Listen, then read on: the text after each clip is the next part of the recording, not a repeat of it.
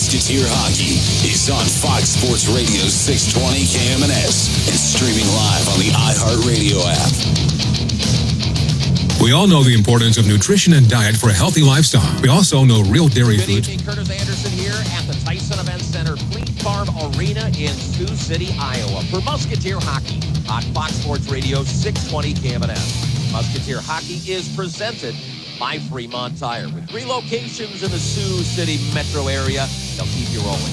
It's also brought to you by Game Day Men's Health, Bernite, Old Chicago, Gill Hauling Diesel Specialties, Rick Collins Toyota, Jorgensen Hearing Center, Thrive Fitness in North Sioux City, Woodhouse, Brandon Dixon Farm Bureau, South Sioux City Marriott, brought to you by Empirical Foods, Surf Pro, the Hard Rock Hotel and Casino, that's our power play.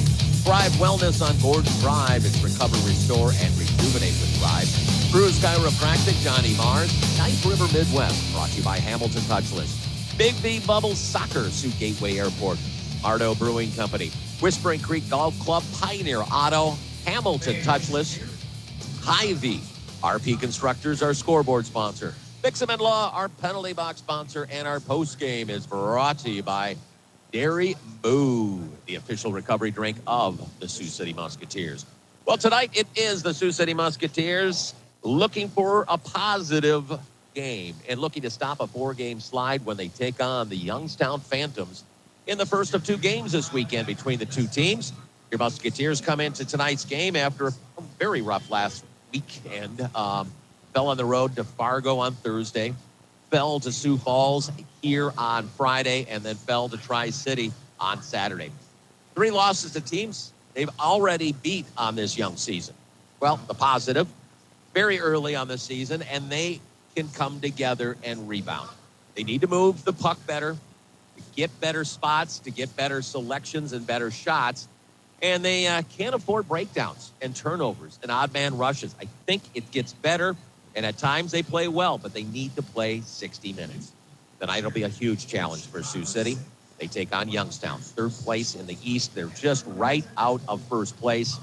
They're having a very nice season. You look at the 2 teams and you go, well, they don't see each other very often. They see each other twice a year. Maybe if there was some luck into the postseason, it wouldn't be until Clark Cup final. But we went there last year. We saw a very good team last year. I think this team could be even better. They come in 7-3-1 on the season. They're 15 points right now. They're sitting at 3.64 goals a contest, give up just 2.82. You look at all the commitments to colleges on that roster. But the other thing you look at is, how about NHL draft picks? They have 3 guys that have been already picked in the NHL. And that's top-end heavy right there. 2 to Buffalo and 1 to Boston. It should be a good matchup.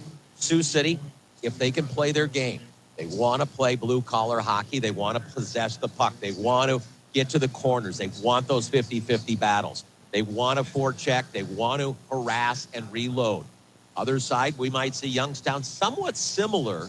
They're going to be a physical team. They're going to be a big team. This will be the biggest team Sioux City has seen so far this year. They're going to come in, and they're going to come with a heavy forecheck. They are going to put a lot of shots on net. Similar when we see to Lincoln, for fans out there that see how Lincoln takes a lot of shots, not always grade A, but what they want to do is throw a lot of heavy shots on net and get their big bodies to the net and try to collect rebounds and try to collect points that way. So Sioux City and Youngstown is the battle. We'll take a break. We'll come back with an interview with the head coach of the Sioux City Musketeers, Jason Kirstner. You're listening to Musketeer Hockey. It's right here on Fox Sports Radio 620 KMNS. We all know the importance of nutrition and diet for a healthy lifestyle. We also know real dairy foods provide great nutrition and value. Locally owned by Midwest farm families, Prairie Farms is committed to quality and freshness that ensures the milk and dairy products served at your family's table are the very best. That's the reason why so many families choose Prairie Farms' delicious dairy products. Prairie Farms' award-winning products are available in a variety of sizes and flavors that are perfect for meals or snacking at any time of day. Visit prairiefarms.com and enter for a chance to win dairy prize packages. You're listening to Musketeer Hockey on Fox Sports Radio 620 KMNS. Musketeer Hockey is presented by Fremont Tire. This is the pregame speaking with Jason Kirstner, head coach of the Sioux City City Musketeers. And, well, you had a little extra time this week at practice. What was the big thing you guys wanted to work on? Yeah, full week of practice. Haven't had that in a while.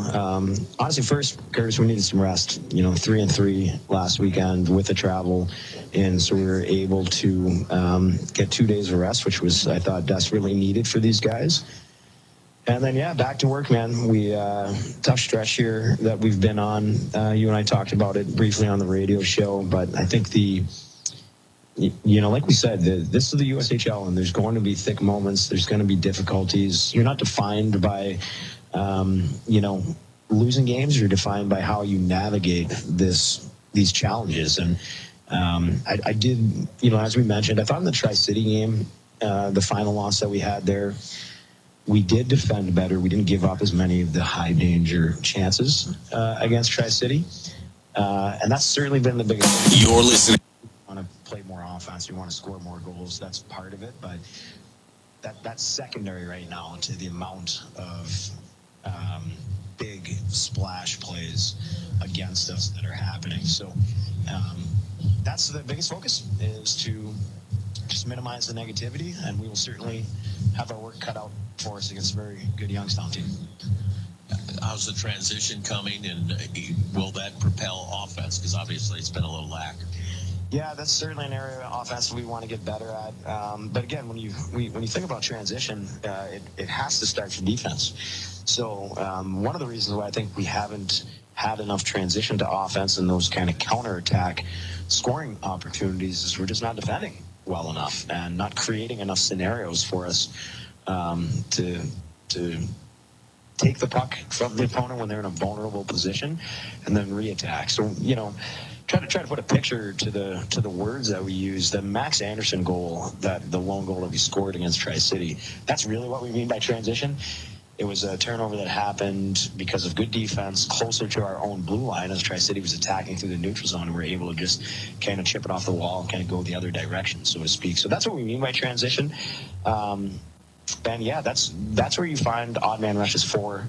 That's where you find an opportunity to play offense maybe when the other team is still thinking about their offense, and you can get to your offense before they flip to defense. So certainly a point of contention and the thing that we want to work on offensively, but it starts with defense. So that's really where we need to continue to be better.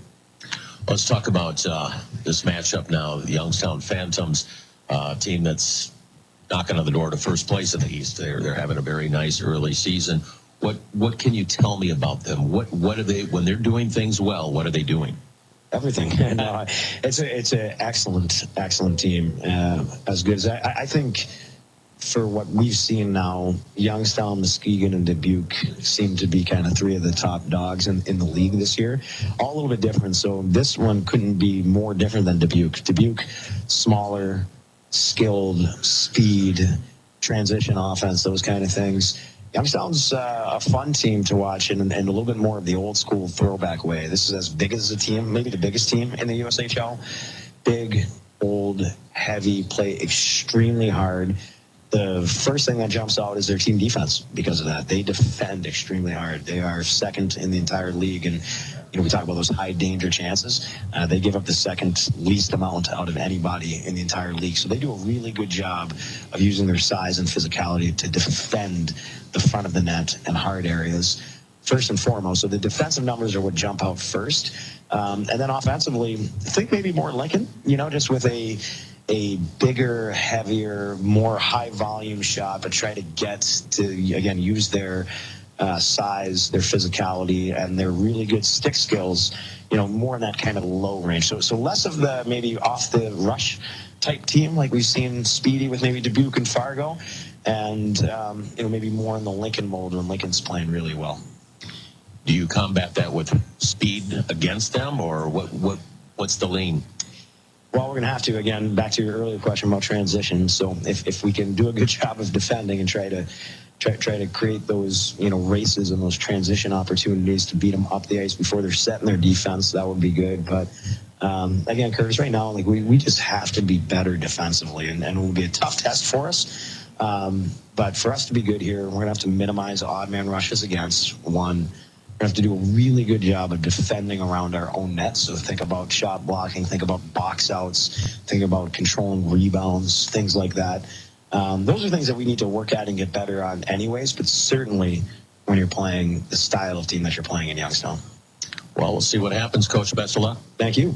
Jason Kirshner, head coach of the Sioux City Musketeers. The pregame continues.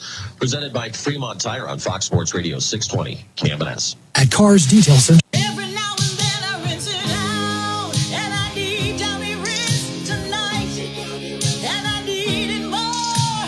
My kids went to bed and the smell never leaves. I don't know what to do, I'm always in the dark. The sweating dead short smells like a dog car. I'm Downy rinsing tonight. Downy Rinse fights stubborn odors in just one wash. When impossible odors get stuck in, Rinse it out. It's Cybersecurity Awareness Month. LifeLock is here with tips to help protect your identity. Use strong passwords, set up multi-factor authentication, report scams, and update your software. And for comprehensive identity protection, LifeLock is your best choice. LifeLock alerts you to suspicious uses of your personal information and fixes identity theft, guaranteed, or your money back. Start your protection today with a 30-day free trial at LifeLock.com. Use promo code NEWS. Terms apply. Curtis Anderson with you. It's Musketeers taking on the Youngstown Phantoms. And let's take a peek at the line charts. We got time to take a peek. We'll start off with the home team, the Sioux City Musketeers, starting at center tonight for Sioux City out of Shreveport, Louisiana. He's got 2 points on the season. That's Kason Musket. To his right side out of Hugo, Minnesota, committed to Miami. 2 goals, 4 assists for Max Anderson. And on the left side, brand new to the Sioux City Musketeers, welcome. It is Dakota Bailey, just comes over in a trade with the Omaha Lancers. Not too far to distance. He's out of Afton, Minnesota. Afton, I think I've skied there a few times. To the right side on defense, he's out of Larson, Wisconsin. He's committed to Wisco. He's got a point on the season. That's Mason Piepenberg. To his left side out of St. Louis, Missouri. He's committed to Princeton with a point. Christian Lyons getting a start tonight for your Musketeers. He's out of Darien, Connecticut. This will be his second start of the season. Nope, third start. He's 1-1 with a 3.60 goals against, 887 save percentage. That's Jack Fickthorne. Now the rest of the lines. We'll start up front. Centering William Tomko will center Trey Jeffress and Luke Gehry. Pavel Martinu will center Elias Vatne and Dallas View. And then finally, Dallas Potter will center Jake Tavares and Daniil Boutin. The defense outside of the starters. Matej Tepley back in the lineup. Good to see. With Shane Gould, Mason Stenger with Ryan Poirier and Garen Ludwig. Our backup goaltender for tonight is Bjorn Bronis. Head coach for the Musketeers is Jason Kirshner. Associate is Alex Doyle. Assistant is Jared Kirshner. General manager is Sean Clark. And our goalie coach is Shane Clifford. Athletic trainer is Eric Eipel. And finally, our equipment manager is Erica Eipel, excuse me. Our equipment manager is Zach Peterson. That is the Sioux City Musketeers coming in with a record of 3-5-1, 7 points on the season. Let's head over to the Phantoms now. We'll start up front, starting at center. He's out of Chechnya. He has been drafted by the Buffalo Sabres. He's got 3 goals and 3 assists. That is Matis Kuharczyk to his right side. He's out of Shakopee, Minnesota, committed to North Dakota, and drafted by the Boston Bruins. He started his career in Tri-City, comes over, has 5 goals, 10 assists. That's Cooper Simpson. To the left side out of Forest Lake, Minnesota, he's committed to Maine. He has 4 goals, 7 assists, is Malachi McKinnon. To the blue line on the right side, he's out of Youngstown, Ohio. He's committed to Miami. He is an assistant captain, 1 point on the season for Cal Houston. To the left side, out of the Woodlands, Texas, he's committed to Duluth. 1 goal, 4 assists for Carter Murphy. And then finally in net for the Phantoms. Out of Chechnya, he is committed to UMass. He has a 4-1-1 record, a 2.33 goals against, a 90.7 save percentage. That's Tobias Trebel. Here's the rest of the lines. for Youngstown. Up front, team captain is Ryan Rusinski. He's centering Jack Hextall and Evan Jardine. He's an assistant captain. You have Jakob Hesch centering Mati Butakovsky and Alexander Zvitov.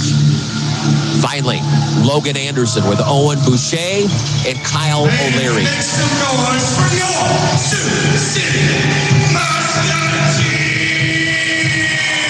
Defense looks like this for Youngstown.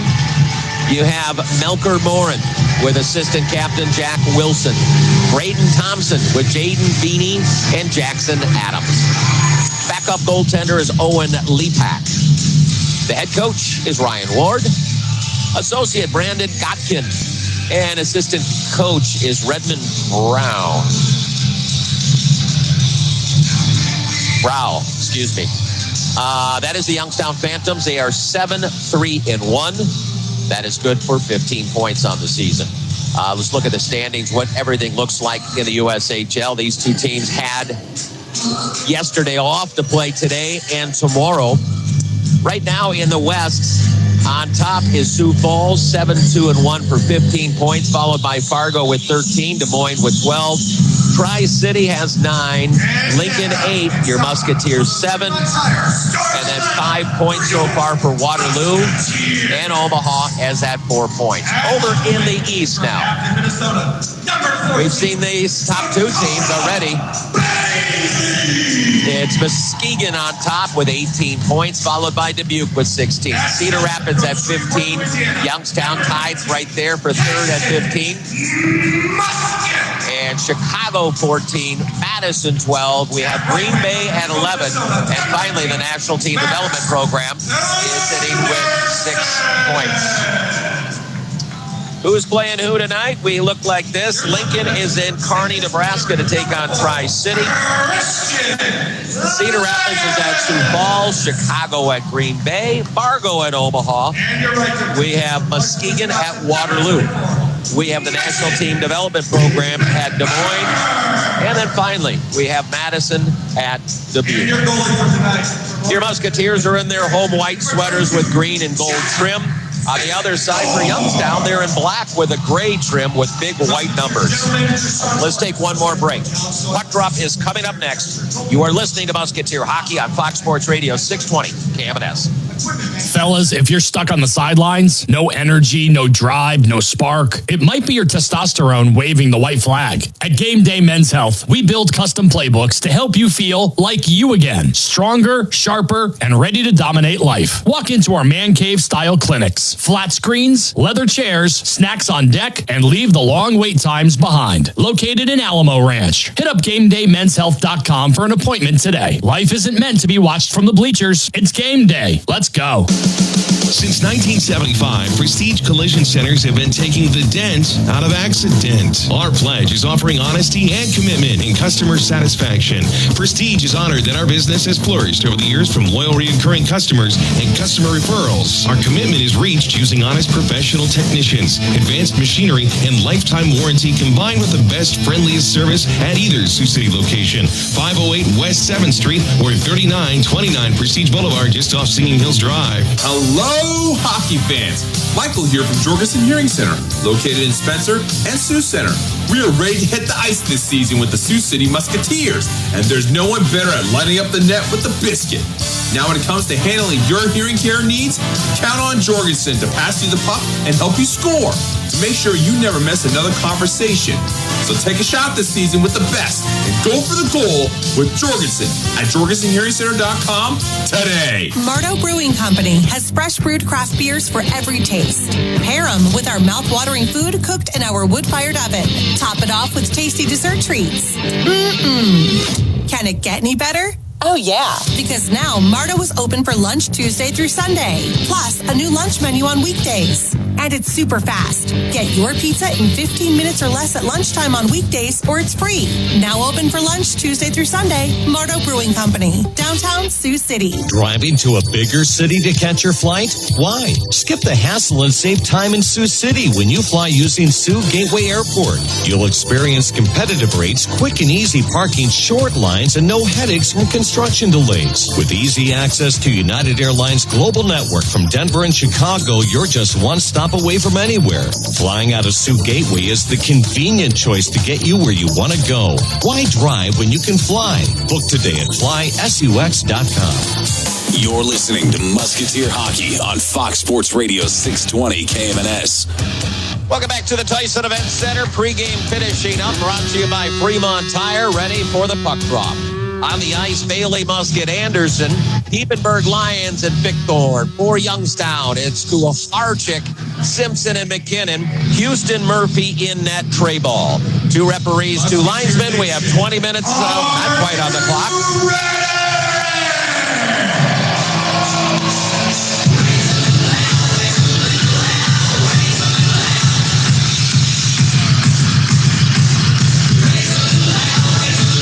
Two teams getting set, waiting for the lights to come on and get the 20 minutes on the clock. Sioux City, Youngstown.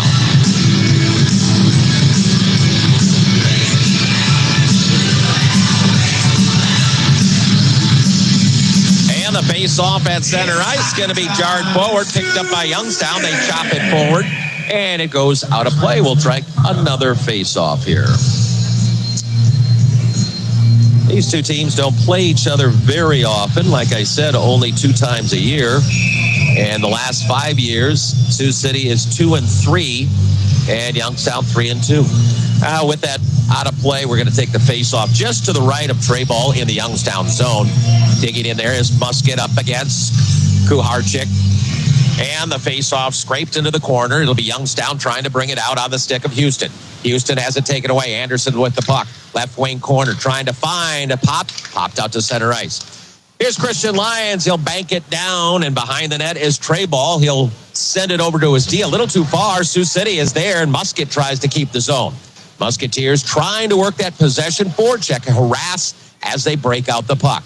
Here's Youngstown. They'll fling it into the Musketeer zone, bank off the board. Behind the net is Diepenberg. He'll look to reverse it, but then Youngstown got in the way. They bring it out. Here's Houston on the point, feeds it down. Murphy on the left side. They slide it down below the goal line. Puck outside, a shot and a big save. Funny hop off the board, goes right to McKinnon. Didn't get a lot of it, but it was still a scary situation. Puck down the ice as they're making a line change. Tomko, Jeffress, and Gary out there for Sioux City. Other side, Rosinski, Hextall, and Jardine. Puck down the ice into the right wing corner. Tracking it down is Hextall. Hextall tries to glide it, kicks it over to his teammate, Rosinski. Rosinski tries to feed it down, and now Sioux City will push it the other way. Wilson pinching up, assistant captain for Youngstown, played out to center ice. Melker Morin with it. He'll look to set up, play it off the board. Sioux City in the way, and Trey Jeffress. Jeffress pushes it over to Tepley. Tepley drags in, drops it off. Nobody there. Jardine has it, and Jardine looks to break the other way. Hextall on the right side. Fires a shot, kick save, and cleaning up the rebound that time was Jeffress. It was kind of a juicy rebound. Here's Jeffress. Trying to play it out. Kept in nicely by Youngstown. Jardine, left wing corner. Musketeers will work it around the boards. Pinching down on the right side is going to be Braden Thompson and Sioux City. Bank off the board, off the stick of Luke Gary. Puck down the ice. It's icy waved off as it slowed down a little too much. Beanie on the breakout, coming the other way to Rosinski. They play it into the Musketeer zone. Tracking it down, it's going to be Poirier. Now tries Seti, now after it is Zvitov. Zvitov slides it over left side. Out to the blue line, looking for a shot. In a nice save made, that time by Fickthorn. Sioux City pops it out to center ice. Batted in the air by Zvitov. Comes across, just barely onside. And now another shot attempt, just a slider. Butenkovsky into the right wing corner. They'll take it again. Zvitov out to the blue. Now looking for a shot from the high point. Puck is down low, looking to scramble. Still scrambling. Into the right wing corner it goes. Nice job defending. Hard work that time by Youngstown. Very strong physical. They can get to the net. They'll lob it into the Musketeer zone. They want fresh legs out there, both sides. Poirier, though, still out there. He slides it forward, played forward off the stick of Stenger. Now chip and chase. Potter, Tavares, and Booten. Into the right corner, there's Tavares. Tavares ties up his man. Sioux City trying to get some zone pressure. Nice tap pass, and Youngstown comes the other way. The Phantoms come across left side, throw a shot wide off of Boucher's stick, all the way out. Musketeers, Tavares banks it out to center again, but tracked down by Houston. Houston over to Wilson, and now, again, Youngstown will chip and chase. Piepenburg tied up. Heavy 3 guys in on the attack by Youngstown, but Sioux City comes the other way. Here's Booten trying to find Tavares. It got chopped away. Sioux City trying to keep the zone, and Tavares will play it in deep. Behind the net it goes, over to the corner. Long range pass, got touched, so no icing. Tracked down by Ludwig. Ludwig, and now it's going to be Piepenburg out there. Now trying to track it as Anderson. Lost the puck for a second, stays with it. No score on the RP Constructor scoreboard. Shot down low as the puck was taken away. Trying to roll it out front. Puck is loose. It's a scramble, and covering up is Vic Thorne. This is the offense that you're going to see, and what we talked about in the pregame. What Youngstown wants to do. Nothing too special, nothing too crazy. Put the puck in the net or put it in the crease and go attack it. We see that out of Lincoln, and, we saw that out of Waterloo at times where they took not Class B shots, but taking a rebound for an A chance after that. Face-off coming just to the left of Vic Thorne. No score, 16:08 to play in the period. Sioux City's going to win the draw, breaking out on the right side, looking to find a man. It's going to be Bailey chasing after it in the left wing corner. Goes in strong, plays his man. Now they'll try to work it away. Musket tries to track it down. Sioux City trying to keep. They could not keep it in. Tepley will slide it across. So here's Youngstown into the zone with Simpson. Drop pass looking. Over left side, there's a shot, got blocked. Nice job that time by Bailey to get a stick on that one. Here's the Musketeers. They hand it away, but Sioux City gets it right back. Here comes Dakota Bailey, brand new Musketeer, played last year in Omaha and now this year in Omaha till the trade this last week. Behind his net is Thompson, harassed by Tavares on the forecheck. They send it out to center ice, poked the other direction, and now here comes Jeffress coming to the net, trying to drag it, taken down. Power play coming up. Sioux City will have a power play, and they have the puck still. Slide it off right side, extra attacker. Puck popped in the air, over to the net. And the Musketeers will have a Hard Rock Hotel and Casino power play. Yeah, it's either a hold or a hook. It really does not matter. Time of the penalty is going to be 4 minutes and 50 seconds. They're going to say holding. Musketeer power play is 16%. Got to get better on that. Penalty kill for Youngstown.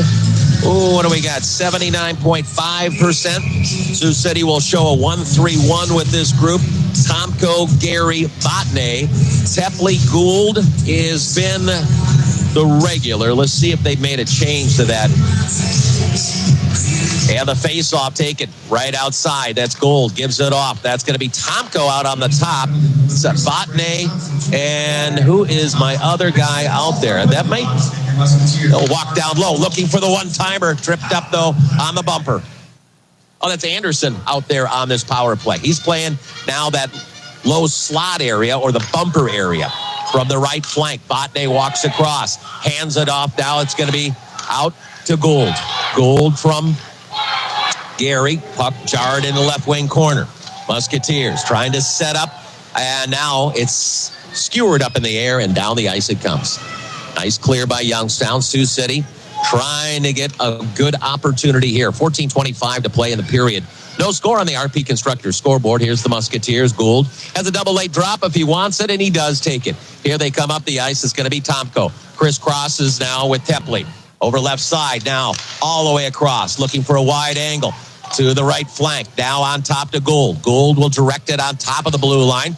One-time blast, shot, blocked, and this will clear down to center, and it'll kind of trickle over to Fickthorne. He'll play it off over to Stenger, second line out there. Here comes Dallas View with Stenger. He'll drop it off. Here's Tepley on the change as well, and he's going to curl it right side. They play it down off the stick of Jeffress, and getting in the way was Treyball, hands it off. Nice play, gets it to his D, and they clear it to center.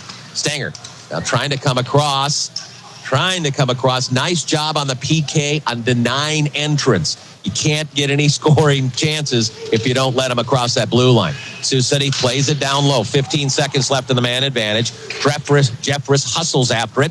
Kept in by Stenger, now popped out to center. Here's a chance coming the other way by Jardine. He slows up. He got cut off, and now he'll play it back. They're just going to eat the rest of it.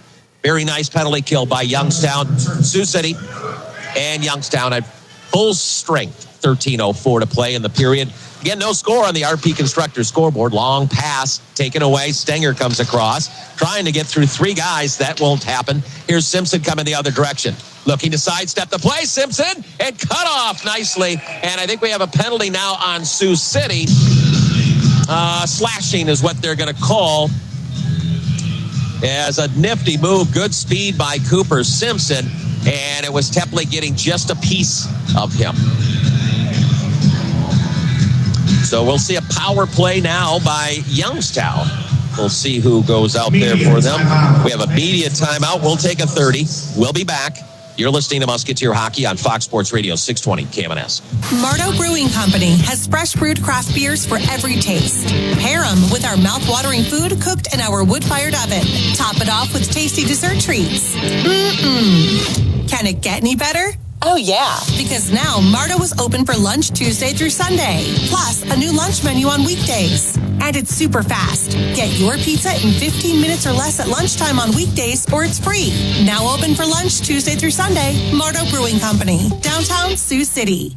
You're listening to Musketeer Hockey on Fox Sports Radio 620 KMNS. All right, let's give them a hand. Well, welcome back. Curtis Anderson with you. It's time for the power play by Youngstown. So Sioux City in the penalty box, brought to you by Bixham & Law. And on the ice will be Harchick, Simpson, Brzezinski, Jardine, and on point will be Jack Wilson. Here's a face-off coming just to the right of Fickthorne. No score in this hockey game so far. Sioux City being outshot 6-0. Did not get a shot off. I thought it was a block shot on one. Apparently, they disagreed with me. Sioux City Center is going to get waved. This will be now Luke Gary taking the draw. A face-off coming just to the right of Fickthorne. To Harchick. Well, I don't know what we're waiting for right now.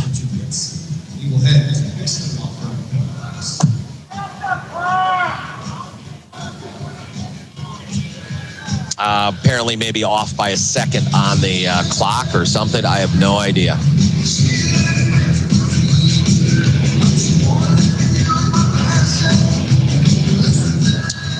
I'll try to maybe drop the puck here sooner or later.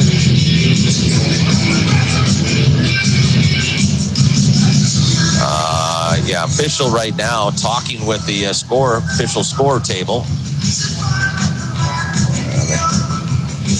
Well, we got a problem with the scoreboard right now. They're showing a penalty on both sides right now. So just a little mishap right there on the scores. Got to make that correct.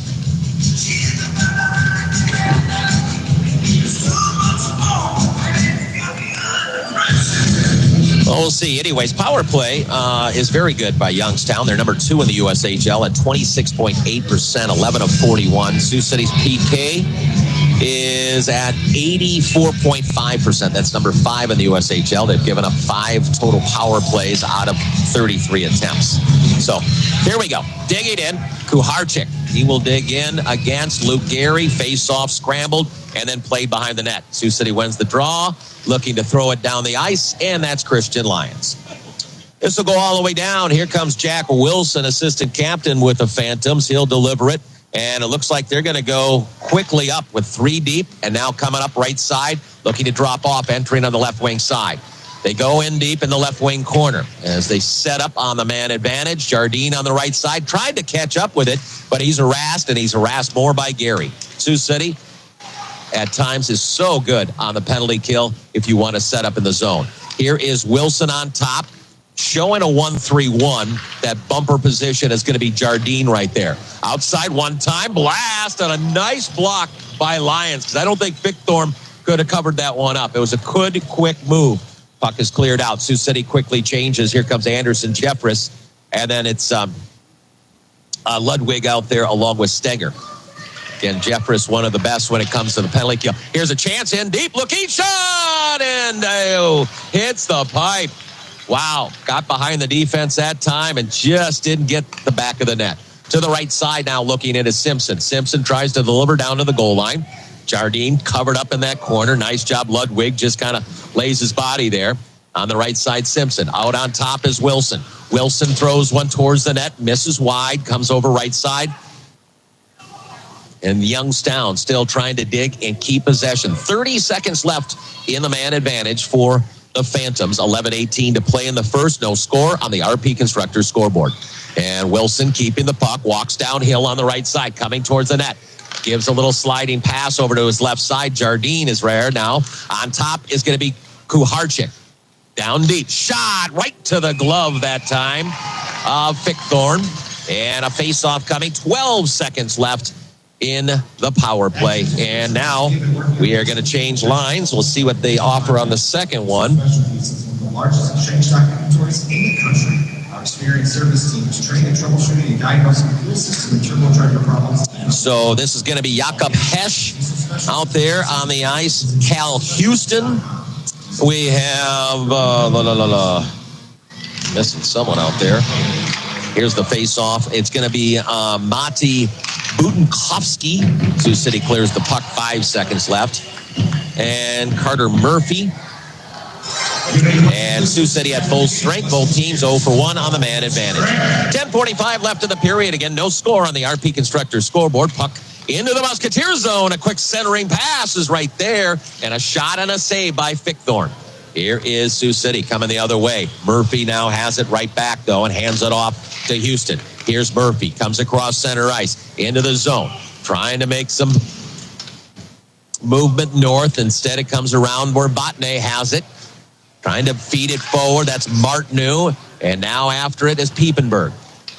Here's Lyons. Long deflection high in the air off the glass. Bounces in the left wing corner. And now once again, Youngstown looking to clear it out. There's Botnay trying to keep it in. He scoops it behind the net. Working for the forecheck. Trying to work it is going to be Butenkowski. And the puck is delivered down the ice. Slows down too much. No icing. 9:50 left in the period. Long deflection by the Musketeers. Chasing after it is going to be Potter. We're going to see Tabaris and Booten out there now for the Musketeers. Here comes Youngstown looking to break the other way. Tap pass on the run. Coming across left side. Look for a shot. Got blocked. Nice look there by Logan Anderson, but Sioux City played it well. Big hit applied into the corner, and we have a whistle. The Musketeer is down. The fans don't like it. I think the fans wanted a call on that one. Hopefully he's okay, but he's down on the ice. Here comes our trainer quickly out there is Erica Eipel. And I think our referees might have a conversation right now. My favorite is when they have people who just never play my house. And then they come in and I'm like, what's so long? Yeah, they're out there attending to him. I'm not sure on the hit. It was away from the play. So, but 9:30 to play in the period. As they're working on him, let's take a timeout real quick here. We'll be back.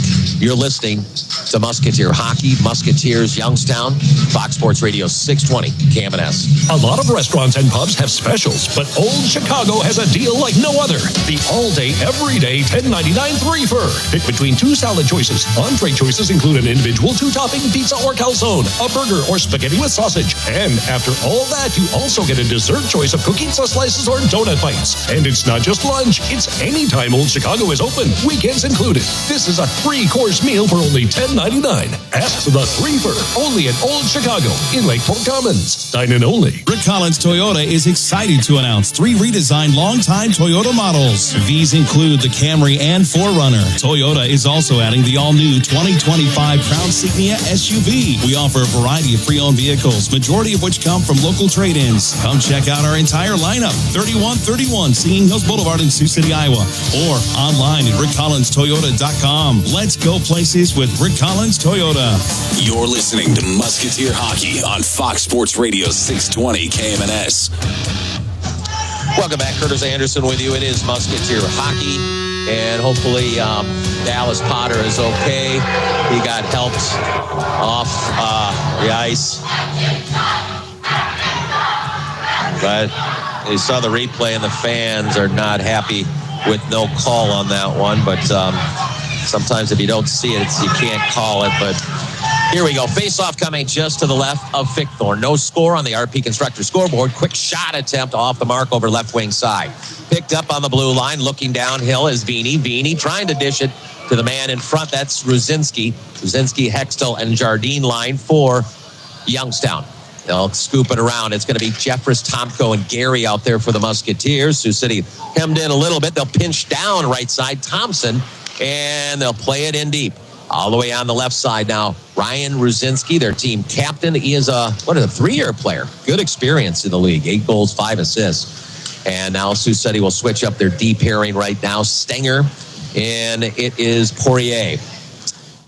Here is Youngstown. Thompson lifts it in deep. This should be icing on Youngstown. And it was something that was just an interesting subject. I was down in the locker room with head of officials talking about, calling that a little more clean on the center ice if he's going to flip it before he gets to center ice. And he did. They'll call that icing. Here's Musket, Anderson, Bailey. Ruzinski, Hextall, Jardine. Face-off coming just to the right of Trable. 8:43 to play in period number 1.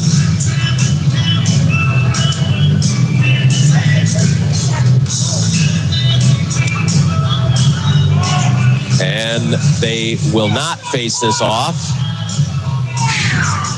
Just one of the biggest delays in the USHL is dropping the puck on face-off. They wait so long, these guys will get out of position.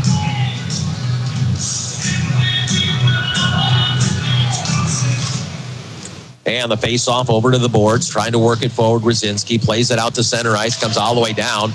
Chasing after it is Hextall. Hextall bodied up by Stenger. Now Poirier, he'll look to bring it out. Nice pressure that comes by Youngstown. They come in with that F1 attack, and then they might just switch up on it. They'll release that guy, and they'll come with another. Here's Musket coming to the net, looking to make a shot. He got cut off, trying to find a good spot.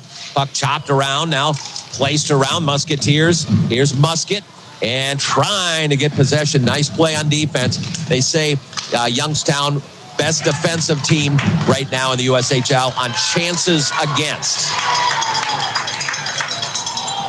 And obviously showing that tonight. 7:54 to play in period number 1. There's no score on the RP Constructor scoreboard.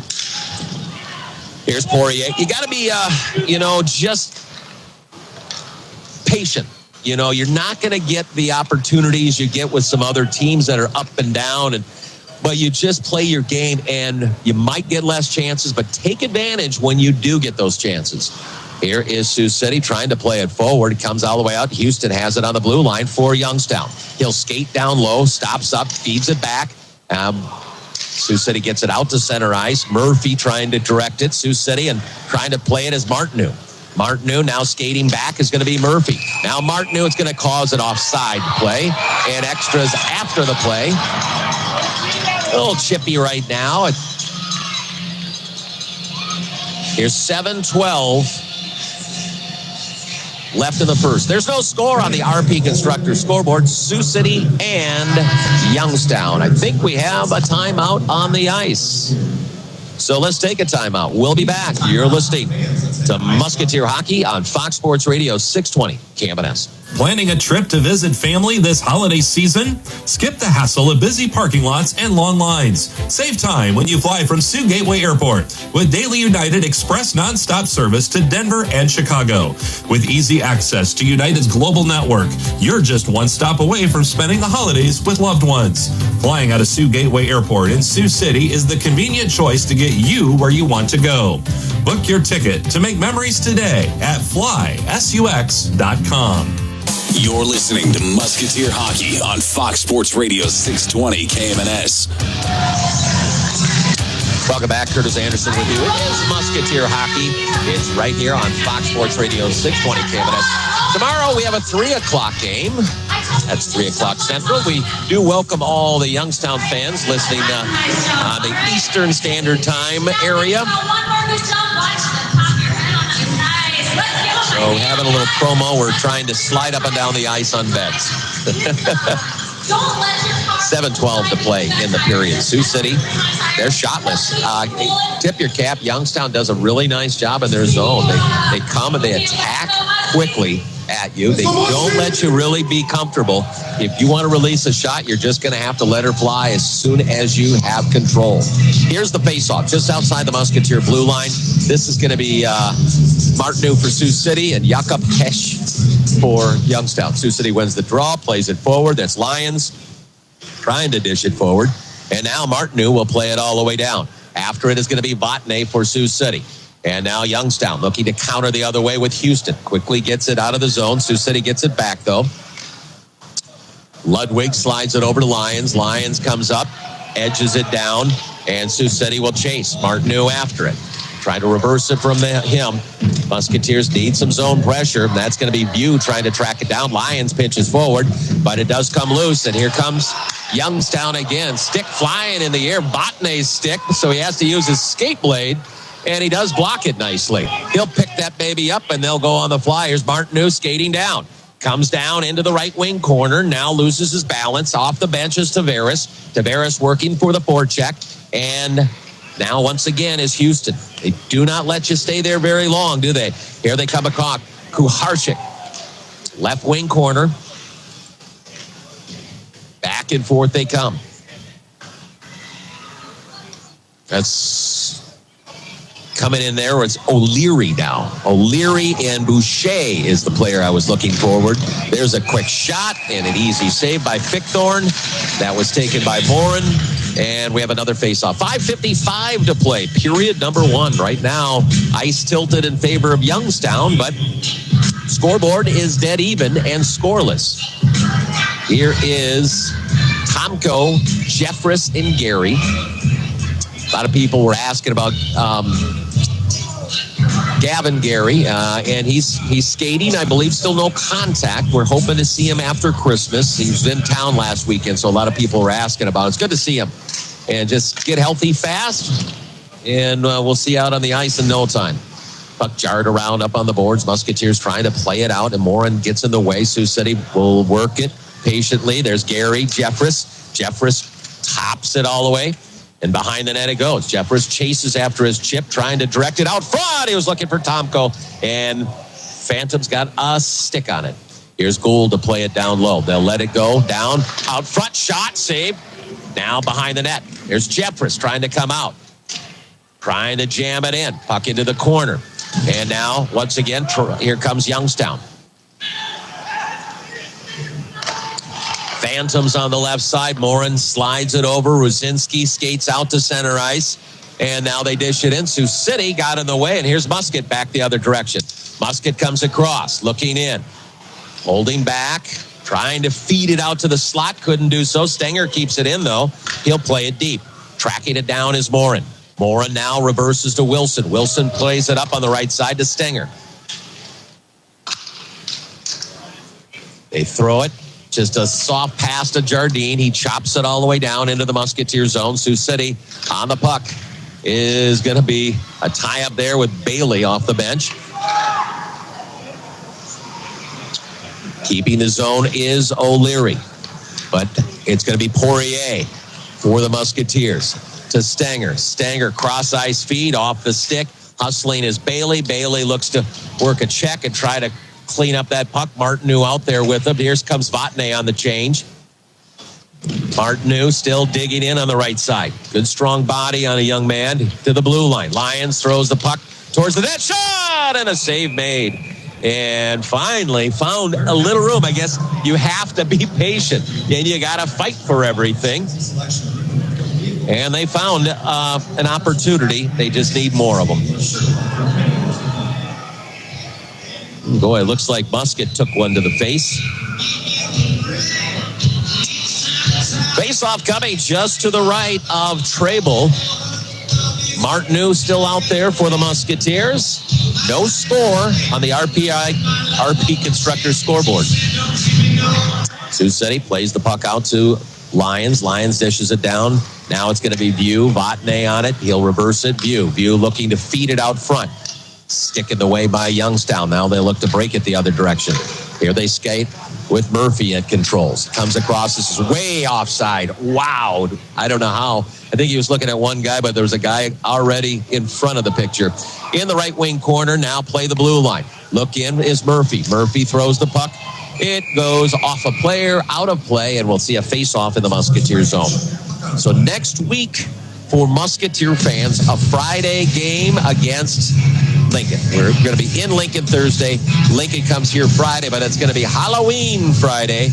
And costume contest, adult costume contest.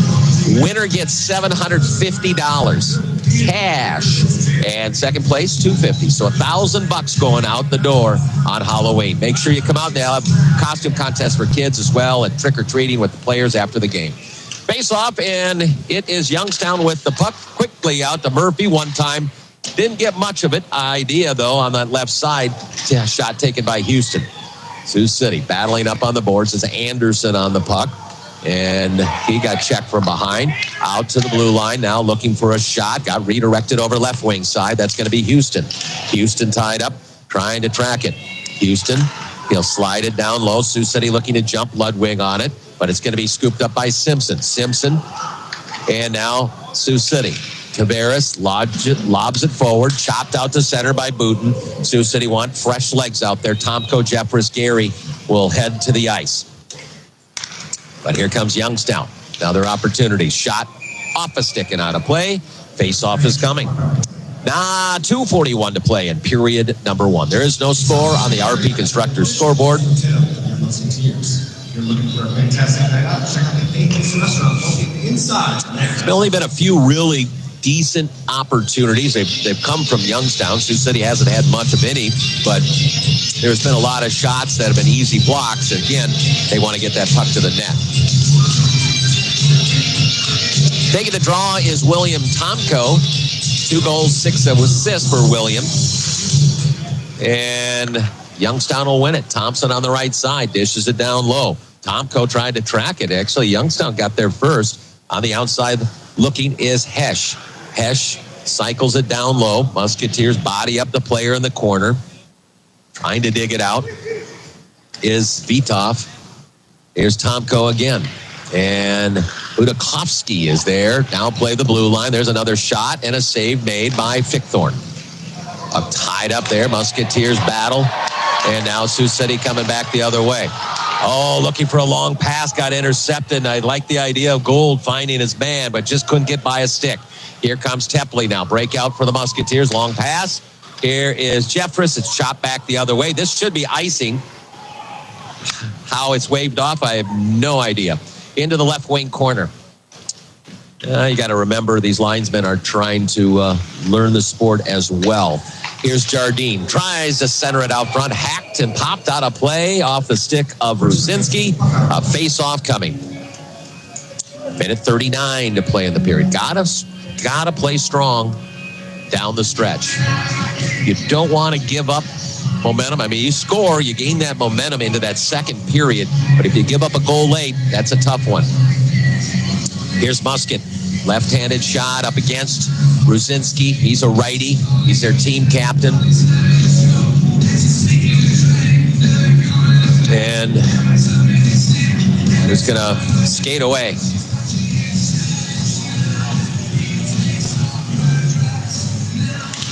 And a tie-up on the circle. Puck is still down. Someone with a broken stick out there. Just snapped in half on the play, and big check applied. Ruzinski was down low when he absorbed that one. I think he was, I don't know if he lost his footing or what have you. Puck in the right wing corner. We're down to 1:20 left in the period.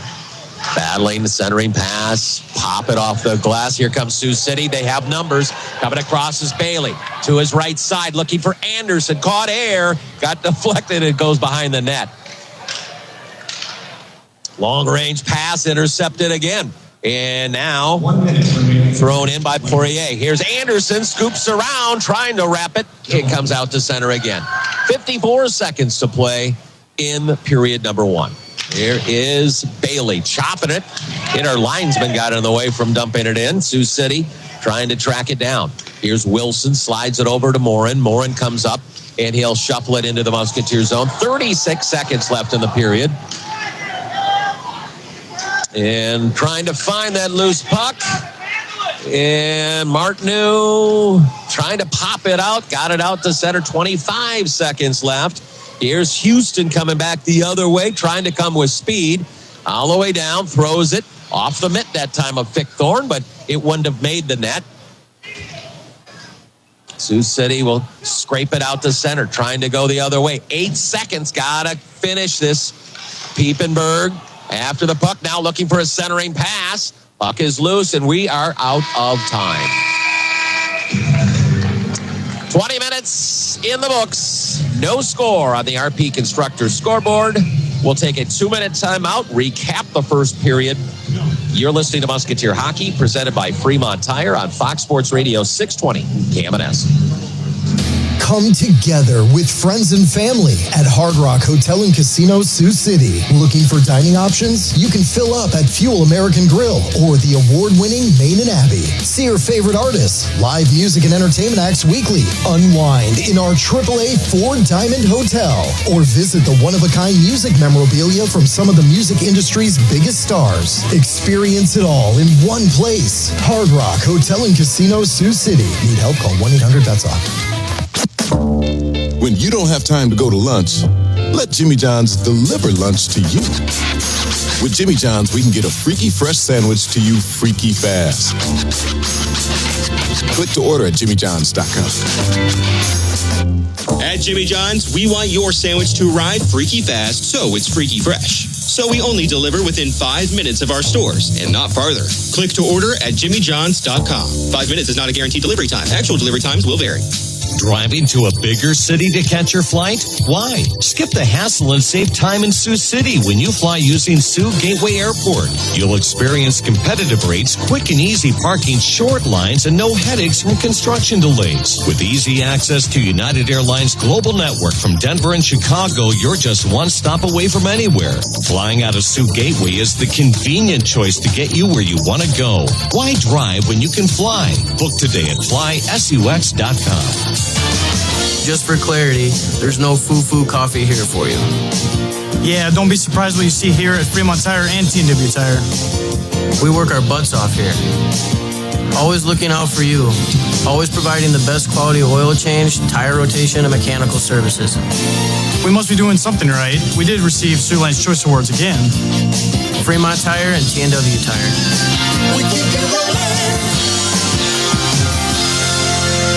You're listening to Musketeer Hockey on Fox Sports Radio 620 KMNS.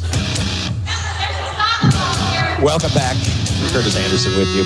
First intermission, no score between Sioux City and Youngstown. Youngstown had the bulk of the chances, but Vic Thorne did a great job between the pipes. Each had a penalty. 4:50 mark, Youngstown. Jaden Beanie got a 2-minute minor for holding. And the 7:10 mark for Sioux City, Matei Tepley, a 2-minute minor for slashing. Both teams 0-for-1 on the power play. Shots 11-2 in favor of Youngstown. So 11 saves for Vic Thorne and Trable with just 2. Let's take a peek at the scores around the USHL. We have, after one, Lincoln leading Tri-City by the score of 1-0. 4:50 left in the first period. Cedar Rapids 1, Sioux Falls 0. After the first period, Green Bay 2, Chicago 1. At the end of 1, Fargo 1, Omaha none. And no score in the first period in Waterloo as they take on Muskegon. And then the late games, national team at Des Moines and Madison at Dubuque. No score in this one after 20 minutes of hockey. We're going to take a break. We're going to head back to the studio. We'll get you some national news and sports. We'll get you an intermission report, a Morningside recap. So we're going to take a break from this action here. We are taking 12 minutes by getting stuff back at the station. So, all right, we'll be back. Fox Sports Radio 620 KMNS. What's that sound? That's the sound of Downy Unstoppable scent beads going into your washing machine and giving your clothes freshness that lasts all day long. There it is again. It's like music to your ears, or more like music to your nose. That freshness is irresistible. Let's get a Downy Unstoppables bottle shake. And now a sniff solo. Nice. With Downy Unstoppables, you just toss, wash, wow, for all-day freshness. Mr. Monopoly here. Monopoly is back at McDonald's. Register in the McDonald's app so you're ready to get your bag. 2 ways to peel for a chance to get your bag. Physical peels with select items and digital peels with others to get your bag. Play Monopoly at McDonald's. Ba-da-ba-ba-ba. No purchase necessary. See rules at playatmcd.com for full details and amoe.playatmcd.com to play without purchase. Ends November 23rd, but bonus play ends November 2nd. Monopoly is a registered trademark of Hasbro. Copyright McDonald's. Binge listen this and all your artist stations, plus any song from our library of millions of songs, all ad-free. Get your free 30-day trial of iHeartRadio All Access. You'll love it. Don't be basic, be extra. Start your free 30-day trial of iHeartRadio All Access now. That's the sound of James adding long-lasting Gain scent boosters to his laundry this morning. Several hours later, James sniffs the irresistible scent of Gain on his shirt. Gain. Several hours later, James has even caught the attention of his mother-in-law, and she never gives him attention.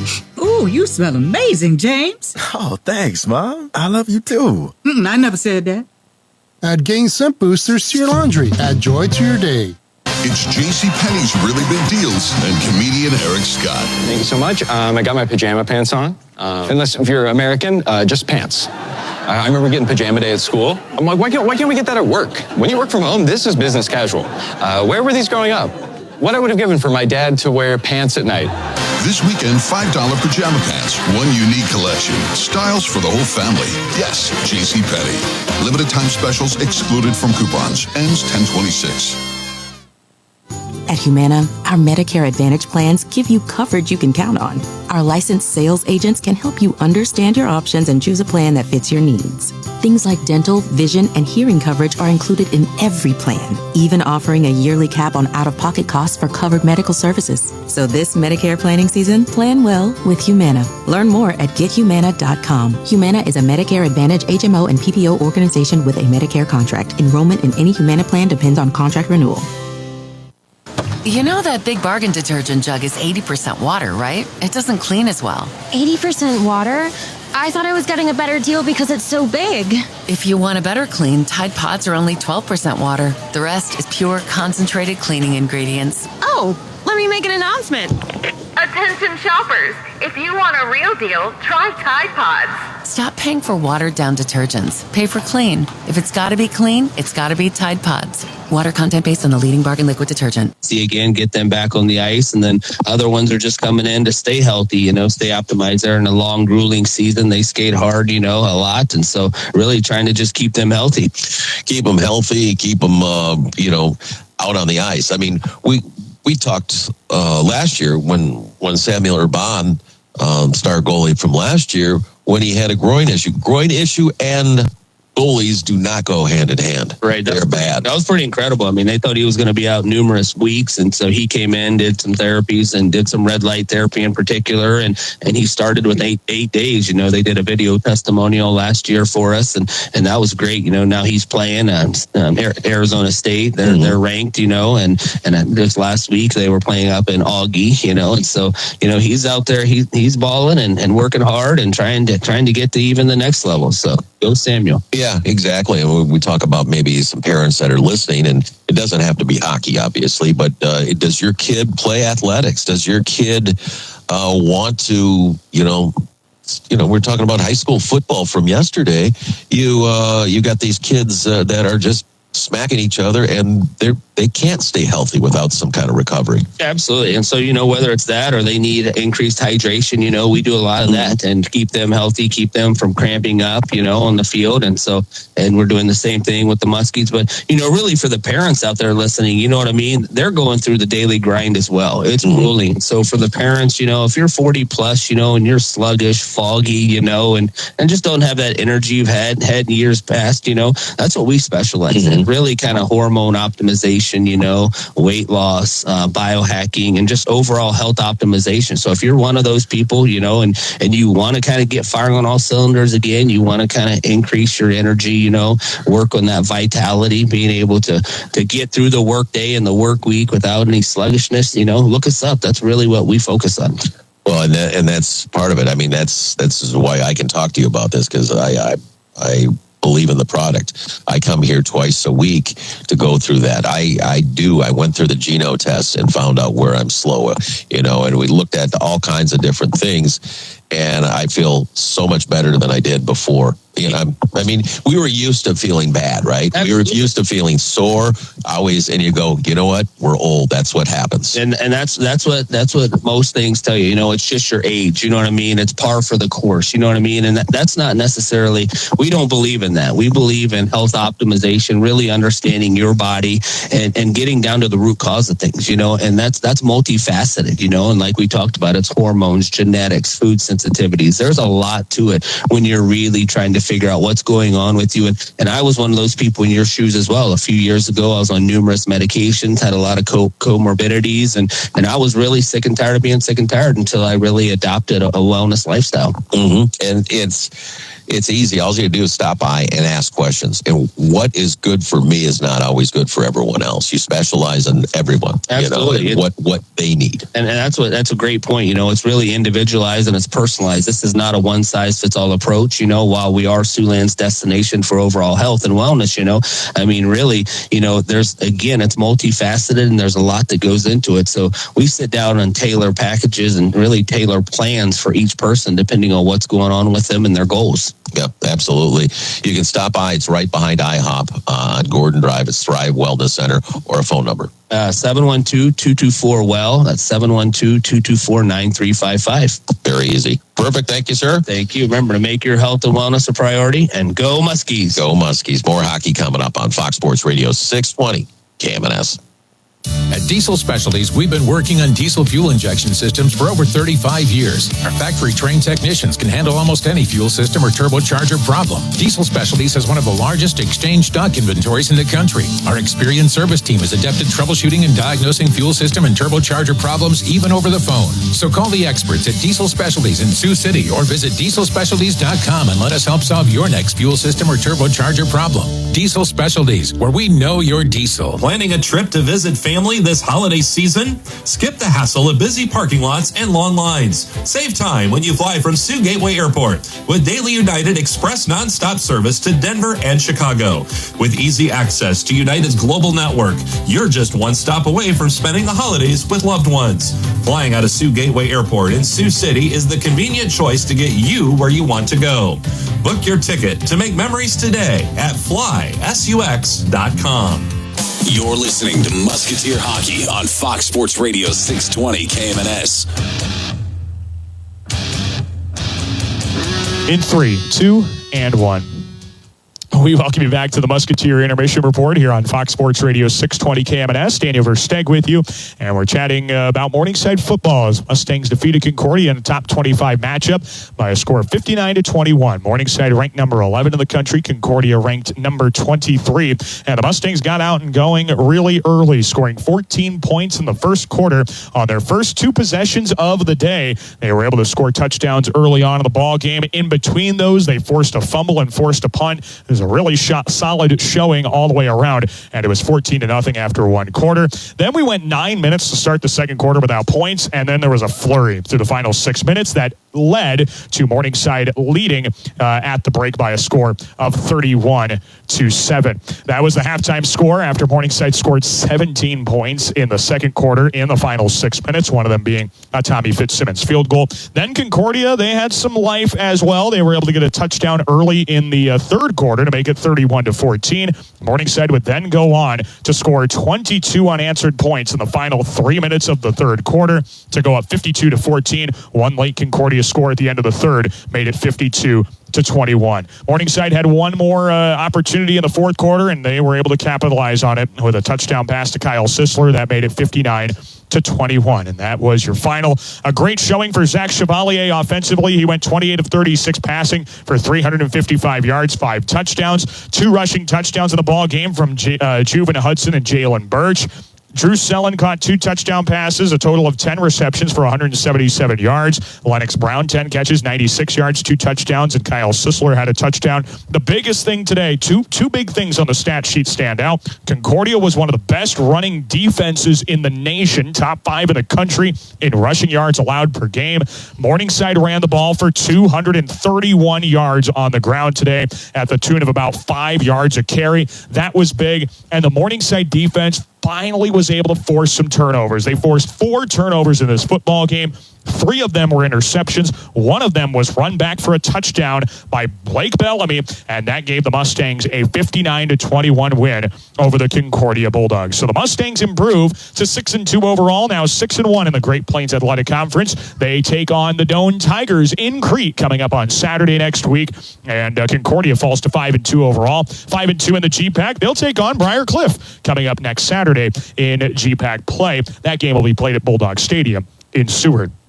But again, the final score earlier this afternoon at Elwood Olson Stadium, Morningside 59 and Concordia 21. We'll be on the air with Morningside and Doane coming up at 12:30 next week on Saturday here on KMNS, iHeartRadio, 620KMNS.com. Well, that'll do it for this report of Morningside football. We'll get you back to Musketeer hockey in just a little bit. You're listening to Sioux City Musketeer hockey here on Fox Sports Radio 620 KMNS, Sioux City. At Cars Detail Center in Sergeant Bluff, we put our pride in your ride. Bring your vehicle and come see Charlie. He'll make your vehicle look like new again. Charlie will do a complete detail of the interior and exterior, along with the engine compartment. He'll take care of everything. Cars Detail Center is located at 505 4th Street in Sergeant Bluff. Call us at 943-5277. That's 943-CARS, K-A-R-S. Check out our work on Facebook at Cars Detail Center, where we will put pride in your ride. You're listening to Musketeer Hockey on Fox Sports Radio 620 KMNS. Welcome back. Curtis Anderson with you at the Tyson Event Center, Fleet Farm Arena in Sioux City, Iowa. It's the Sioux City Musketeers taking on the Youngstown Phantoms. A little West versus East matchup for tonight. And then tomorrow it is a 3 o'clock game. Come on out for Sunday Fun Day with Sioux City and Youngstown. Well, we saw a lot of the first period, just not a lot of stats, just a penalty apiece, a large amount of shots applied by Youngstown, but we talked about that in the pregame, what their style is and what they try to do to create their offense. They averaged 29.45 shots, and that's a good amount of shots, but they're also number 1 on shots against, because we can talk about the offense and any of the scoring chances, but Sioux City just hemmed to the outside and not sustain possession. If you're a Sioux City Musketeer fan, you want Sioux City to possess that puck, cycle that puck, work it outside, back inside, and get some good opportunities. They will hold off on a shot attempt to a grade A shot attempt, but they haven't had much of anything because Youngstown protects the inside. You will look between the dots in that crease area. You have to release it as fast as you can because Youngstown will collapse on and not give that offering to you. We will switch sides for period number 2. That means it's a longer change from your defensive zone to your bench area. That can be a factor, especially on a penalty kill and you want to make a change and you're hemmed in for a while.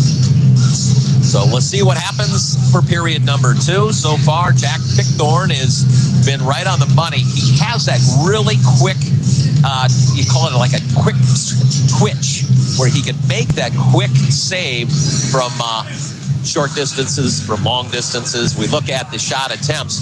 Youngstown had 20 shot attempts, 5 blocks, 4 off target, 11 shots on target. For Sioux City, 4 shot attempts, 1 block, 1 shot off the pipe, off target, and then 2 shots on. So that has to change if Sioux City has a chance in this hockey game. Sioux City will start with Musket, Anderson, and Bailey up front. Piepenburg Lions, Pickthorn in net. Other side working, what do we have? It is Simpson, Kuharczyk, and McKinnon up front. Defensively, it's Murphy and Houston. In net for Youngstown is Trable. We got 20 minutes on the clock. We're ready for period number 2. Musket digs in with Kuharczyk. And jumping the gun a little bit, McKinnon and Anderson. We'll try it again. And the face-off scrambled, and Youngstown will get it back to Murphy. Murphy to bring it forward on the left side. He will fling it and rim it all the way around. It comes all the way out, and Youngstown trying to track it. Sioux City will lob it out the center ice, looking for Anderson. He gets a piece of it. He'll chip after it, trying to track it down. Youngstown lost an edge going after it. In the corner is Murphy.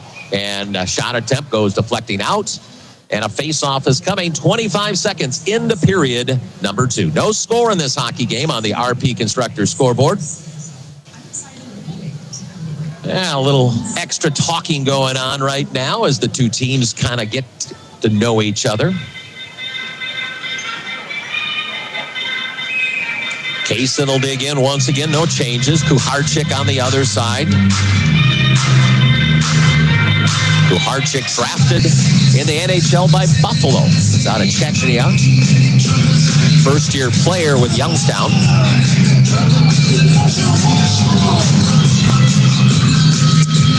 And they drop the puck. Sioux City will win the draw. Looking for an opportunity. There's a shot. Got blocked. Comes over to the side. Now tracked down by Simpson. Sioux City trying to keep the zone on the right side is Bailey.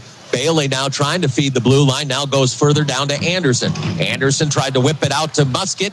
It got off a stick and it goes down the ice. Chasing after it is Lyons. And on his tail is Simpson.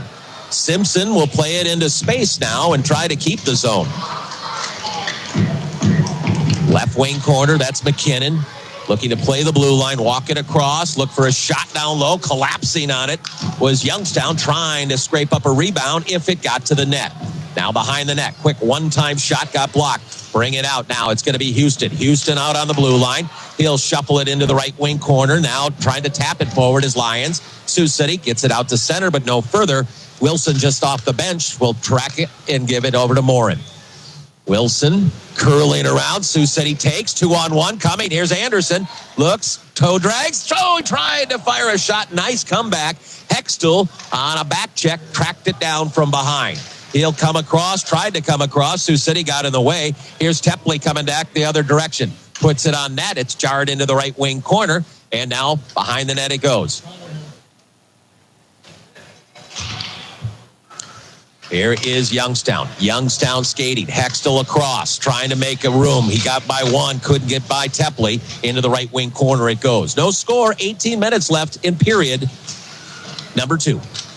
Here is Gary. He'll fling it out to center ice. Chasing after it is Jeffress, but it's thrown right back and it goes out of play. We'll have another face-off.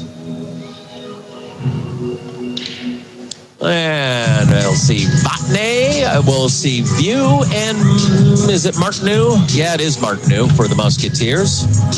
Pavel Martineau has a couple goals on the season. Big body. He's from Chechnya. 6'4", 220. Good size. He's going to be a heck of a player once he just gets a little older. More experience, I should say. Puck chopped into the Musketeers zone. Tracked down by Gold. Gold harassed on the forecheck. They do come heavy with that forecheck. Puck bouncing around in front, looking to jam it, and Pickthorn got in the way. Over right side is Thompson. Thompson slides it out left, and a shot attempt got blocked again. Sioux City on it. Trying to play it forward is View. It's going to be coming in offside by the Musketeers. Fans, we'd like to welcome some groups here tonight, including our Fremont Tower Gold Club. Welcome to our group from Bird Ivy.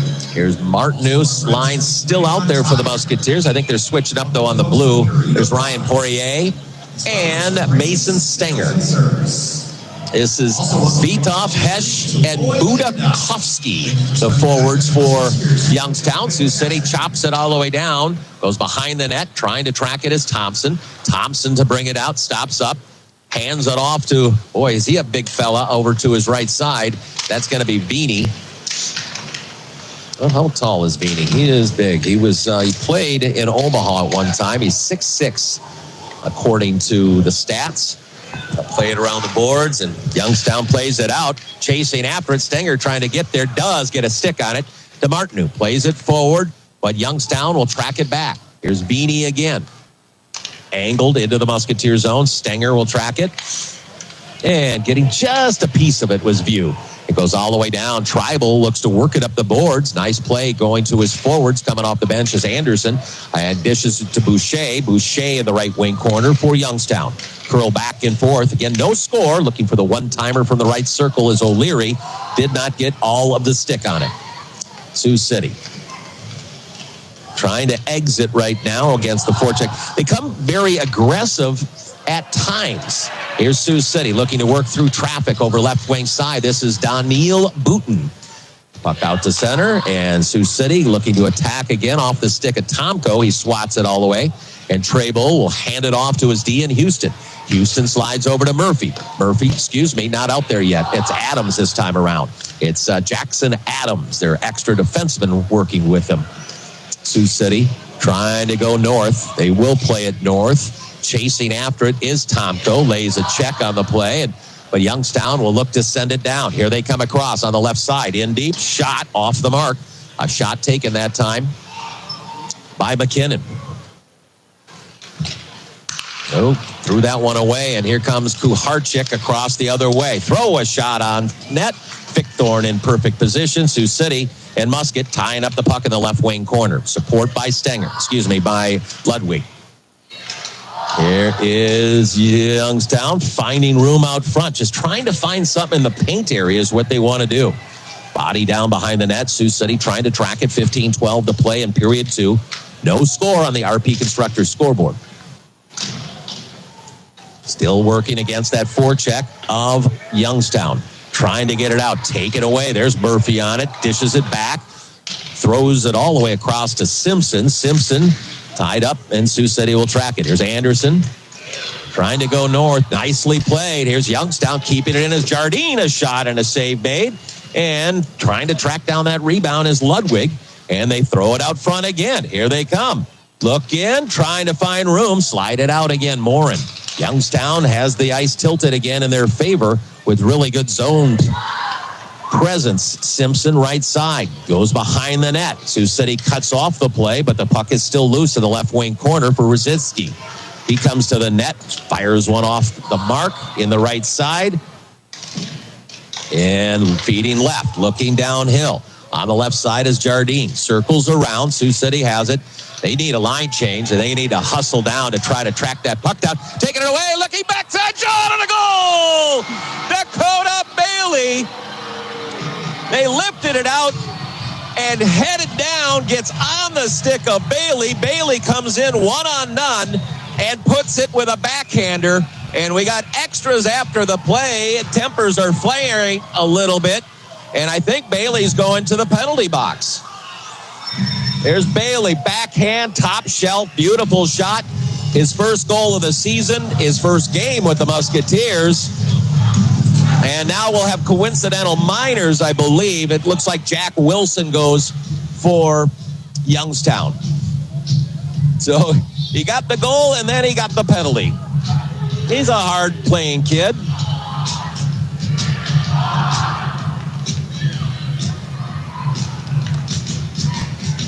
I'm not sure why Bailey's getting anything. He's actually skating away on the replay, and he just got slashed from behind by Wilson.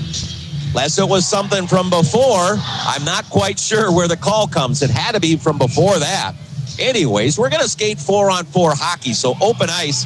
But Sioux City strikes first. Time of the goal, 5 minutes and 57 seconds. So plenty of ice to skate on right now. So you got to be careful. This is Tomko taking the draw for the Musketeers. And Sioux City wins the draw. Here's Tepley walking across. Left side now Gould. He'll just bring it out to center ice. They're going to put pressure on you up and down the ice. Here's Tepley. Possession important. Just like we go to overtime in 3-on-3 hockey. Here's Shane. Gives it off. Coming to the net. Dragging in, takes a shot, and it goes wide off the leg pad. That was Trey Jeffress. Always just takes it to the net so well. And now here comes, once again, up the ice is Murphy. Murphy can skate, comes across, right side. Now he brings it right back over to the left side. Spins it across, a little too heavy on the pass. He was looking for Hextall. Hextall does have the puck now, tries to bring it. Now Way back, Sioux City. Nice job. Tepley comes with the puck. Plays it in. Left side, looking in. Stops up there, and now dishes it down low in the left wing corner. Youngstown trying to break out, but Jeffress will just steal it. Coming to the net again. Curls back and forth. Throws it out front. Nobody there. Here comes Youngstown back the other direction. Thompson up to Hesh. Hesh plays it deep, left wing corner. 47 seconds left in the 4-on-4. Puck out to center again. It's 1-0 Sioux City on top on the RP Constructors scoreboard. Here they come across. It's Houston. Houston now dishes. It looks like Budenkovsky. He looks for an opportunity. Glides it into the left wing corner. Now dragging back the other way is Gary. Gary dishes. Here's View. View slides it forward and taken back. Got to get back. Gould has it taken off his stick, but he'll recover and play it right back the other direction. Sioux City trying to get some more offense. They have a chance right now as they work it in. A backhander goal! Dallas View! Forehand, backhand to the back of the net, and Sioux City is up 2-0 on the RP Constructors scoreboard. 3 seconds left on 4-on-4, and just a little backhand got him on the 5-hole. And for Dallas, that is goal number 2 on the season. So Sioux City up 2-0 on the RP Constructors scoreboard.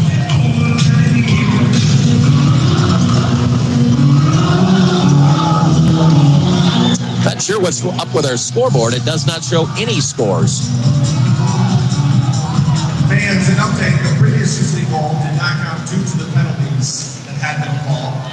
The score is now 1-0. It was only 1-0 because of the penalties that were called? That I don't understand. So it's only 1-0. The first one did not count. The whistle didn't blow.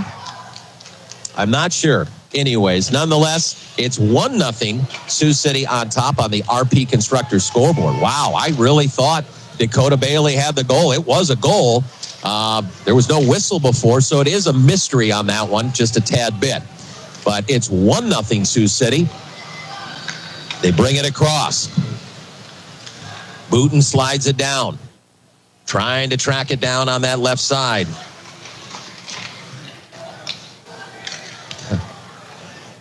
Interesting. They called us for a slash before the goal. There was no whistle. Mystery. Anyways, it's 1-0 Sioux City on top on the RP Constructors scoreboard. Right now they have Sioux City with 1 goal on 0 shots in the second period. That's pretty good shooting. Here is Youngstown trying to work, and now the Musketeers looking to work back. So Sioux City up 1-0 on the RP Constructors scoreboard. I wish our shots guy would actually pay attention because he's missed 4 shots so far in this period. Puck all the way down into the zone. We don't get a lot of shots. That's why we really want to cherish the shots that we do put on net. 10:32 to play in the period. 1-0 Sioux City. First one didn't count. And now puck up on the boards. Here comes Sioux City looking to track it the other way. Maybe a little confidence with a 1-0 lead, but here is Youngstown. Deadly coming towards in front of the goal. Brings it back out. Looking for a shot is Beanie. Over to the right wing side. That's going to be Anderson. He'll play it all the way down. It comes down the ice. This is going to be icing on the Musketeers. I thought maybe they got a piece of it, but they did not. Scored by Dallas. Assist on the play. It's on Luke Gary. So Gary got the assist on the goal. Dallas View, 1-0 Sioux City. Our number 1 for our old Chicago 6. Remember the Muskies scored 6. 10:05 to play in the period. 1-0 Sioux City. Face-off coming just to the right. And Tomko will take the draw for the Musketeers. Rusinski on the other side for Youngstown. Youngstown wins the draw back to Thompson. He'll rattle around left wing side. Jardine slides it across, trying to work after it. Puck is covered up, and we have a penalty coming up. On Sioux City, it looks like, I believe it's Piepenberg. It looks like a check from behind. So Youngstown will have their second power play of the game. Time of the penalty is 10 minutes and 11 seconds. Piepenberg for check from behind. And I think we have a timeout on the ice. We'll be back on Fox Sports Radio 620, KMNS Sioux City. At Empirical, we believe everyone deserves safe, quality, and affordable food. The ground beef and steak we produce in our South Sioux City plant is enjoyed in restaurant meals and at family tables nationwide. A family-owned company that's devoted over 45 years to innovation in the beef industry, we're changing the future of food and recruiting the best talent to help. With great jobs and scholarships or paid training for high school graduates to jumpstart a technical career. Siouxland is a great place to live and work. Find opportunities to grow with us. Visit empiricalfoods.com/jobs for more info. You're listening to Musketeer Hockey on Fox Sports Radio 620 KMNS. 9:43 to play in period number 2. It's 1-0. It's Sioux City on top. Dallas View with the goal. Again, my explanation was the penalty happened before Dakota Bailey scored. They said he slashed a guy as he picked up the puck and went down. There was no whistle blown. He goes down and scores, but they said the penalty happened before he came down. Could be true, but maybe want to blow that whistle. It's Ruzinski, Jardine, Simpson, Kuharczyk, and then on point is Wilson. Power play number 2 for Youngstown. They'll set up looking a shot off the mark. Almost looking like a 1-2-2 as they set up 2 guys on the goal line, which would make sense with their size, their physical play. Sioux City will clear the zone. And here comes Jack Wilson. He'll drag it out with 3 of deep with him. And they might drop it back. They drop it back to Wilson. He little misfire on the pass, so Wilson will have to go track it down again. Here he comes out. Again, that's 3 deep, plays 1 forward to Ruzinski, drops it off. He has 3 that he can go to, and he's going to go with Kuharczyk. Comes in, drop pass looking, trying to drag it through. Sioux City keeps it on the edge, trying to wipe it out to center. Couldn't do it, was Gary. Sioux City trying to nab it the other way. Very good at opportunities, shorthanded Sioux City is. On the left side, Ruzinski drops it. Here's Sioux City skating, shorthanded. It's Trey Jeffress coming down. Look, feed a block, in deep, over left side. He was looking for Tepley. Here is Gary trying to feed it out to Jeffress. Last year, Jeffress 5 goals, 4 assists, shorthanded. And a big hit away from the play. They let that thing go. That was a missed call. The whole bench area really erupted on just a crack on Trey Jeffress. 43 seconds left in the man advantage.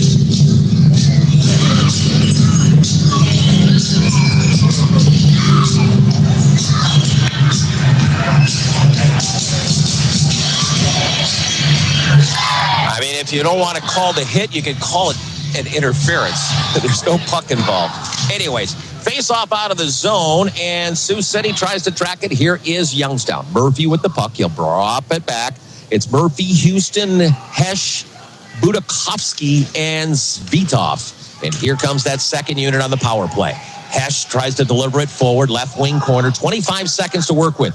Top of the blue line is Murphy. Murphy slides it left side. Actually, McKinnon's out there on this power play. Over right side, looking in. Down to the goal line, trying to jam it. Puck is loose. It comes scrambling loose. Nicely played in front. Out to center ice. Sioux City gets it.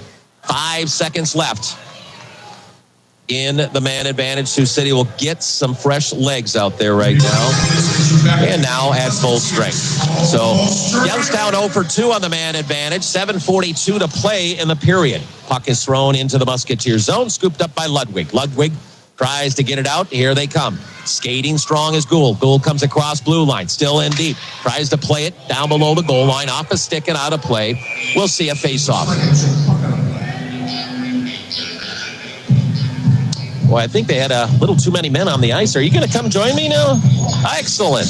I keep this ceremonial headset for just in case the best darn color guy in the business joins me. So we'll just stay right here. Lloyd Nay, welcome to Sioux City. Thank you. How are you? Yeah, I am doing well. It's kind of interesting.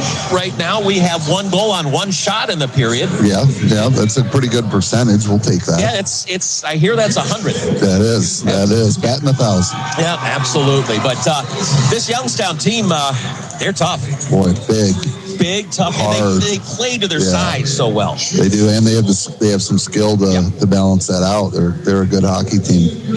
I've been talking, and what Coach Jason even said in the pregame is you got to be patient with your system because you're not going to find room too often. There's not. It's a tight checking game. There's, if you don't stay on top of pucks, they're coming back on you pretty quick. It's good.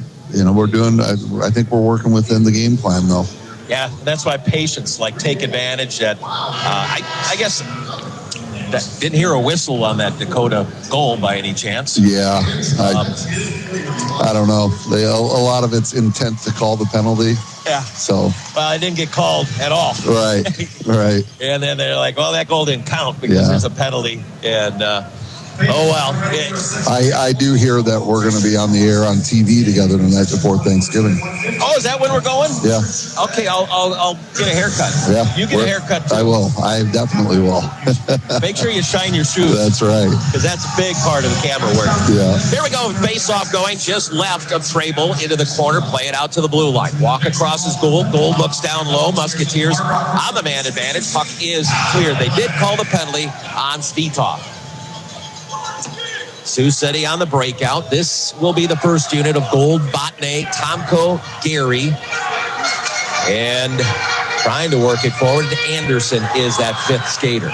Sioux City drop pass. Botnay comes over to Anderson. Walking across. Look in. Down low. Trying to find down low is Tomko. Tomko has it. Bring it back outside. Here's Botnay. They're playing up high. Looking downhill. Goal line play. Caught a little air. Anderson scrapes it right back out to Tomko.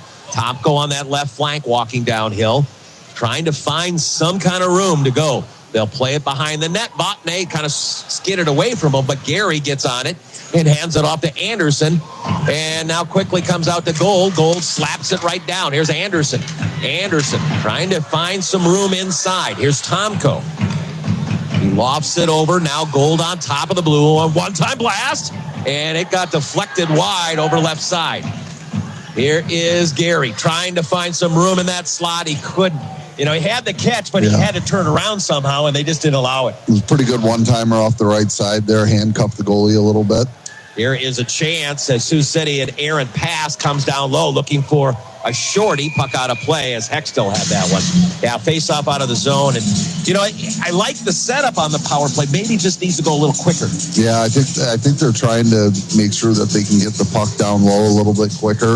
I think we're used to last year. We always get used to last year in March. Right. And how quick that puck can move with confidence. And so it's that slowly, bit by bit, is what we're seeing. And I think they're working to try and set up the one-timer on that right or left side. Botnay has a terrific shot.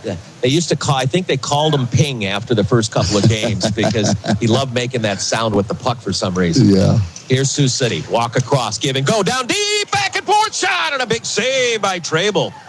They went heavy and quick at it on the power play there. Here is Tepley on the right side. Second unit out there. Stanger on the top. Pitch and catch with Tepley. Down low, find the goal line. Jeffress brings it right back out. Running out of time. Quick seam pass back out. Stanger, shot, save, rebound. Gloved up in the air again. And Trable will hold on. Both units look pretty good. Yeah, I think both units were really good there. They making those simple passes is a big foundational piece of our power play, and if they can't control the puck well, they're not going to get the chances they got. And obviously, other teams are schooled at what we want to do. We want to find that goal line and then maybe that bumper. Right. And they collapse pretty good, so you just have to keep and be patient. Yeah. Here's Musket out there off of the power play. It's Kuharczyk, Simpson, and McKinnon on the other side. Face-off coming right up Trable. And Sioux City will end up with the puck. Here's Tavares coming in towards the net, to the net. Nope, scraped the side. Now lobbed out to over the glass and out of play. You notice every time I see Jeffress, he goes to the net. And I like that Tavares is going, that seems like a really good idea. Yeah, got a better chance to score if you get to the net. There's little things called stats. Yeah. Here's a face-off coming just to the right of Trable. Musket on the draw. Same guys out there. 1-0 Sioux City on top on the RP Constructor scoreboard. Sioux City's going to get called for a penalty here. It's interesting. The body went down, but I think he got his stick, and he was leaning on his stick is why he fell down. I'd like to see the replay. He maybe caught him on the skate, but yeah, let's see if we have it. Tavares is going off for tripping at the 14:51 mark, and so power play number 3 for Youngstown.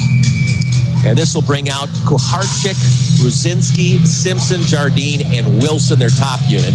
Face-off coming just to the left of Fickthorne. Sioux City up 1-0 on the RP Constructors scoreboard. Face-off scrambled into the corner.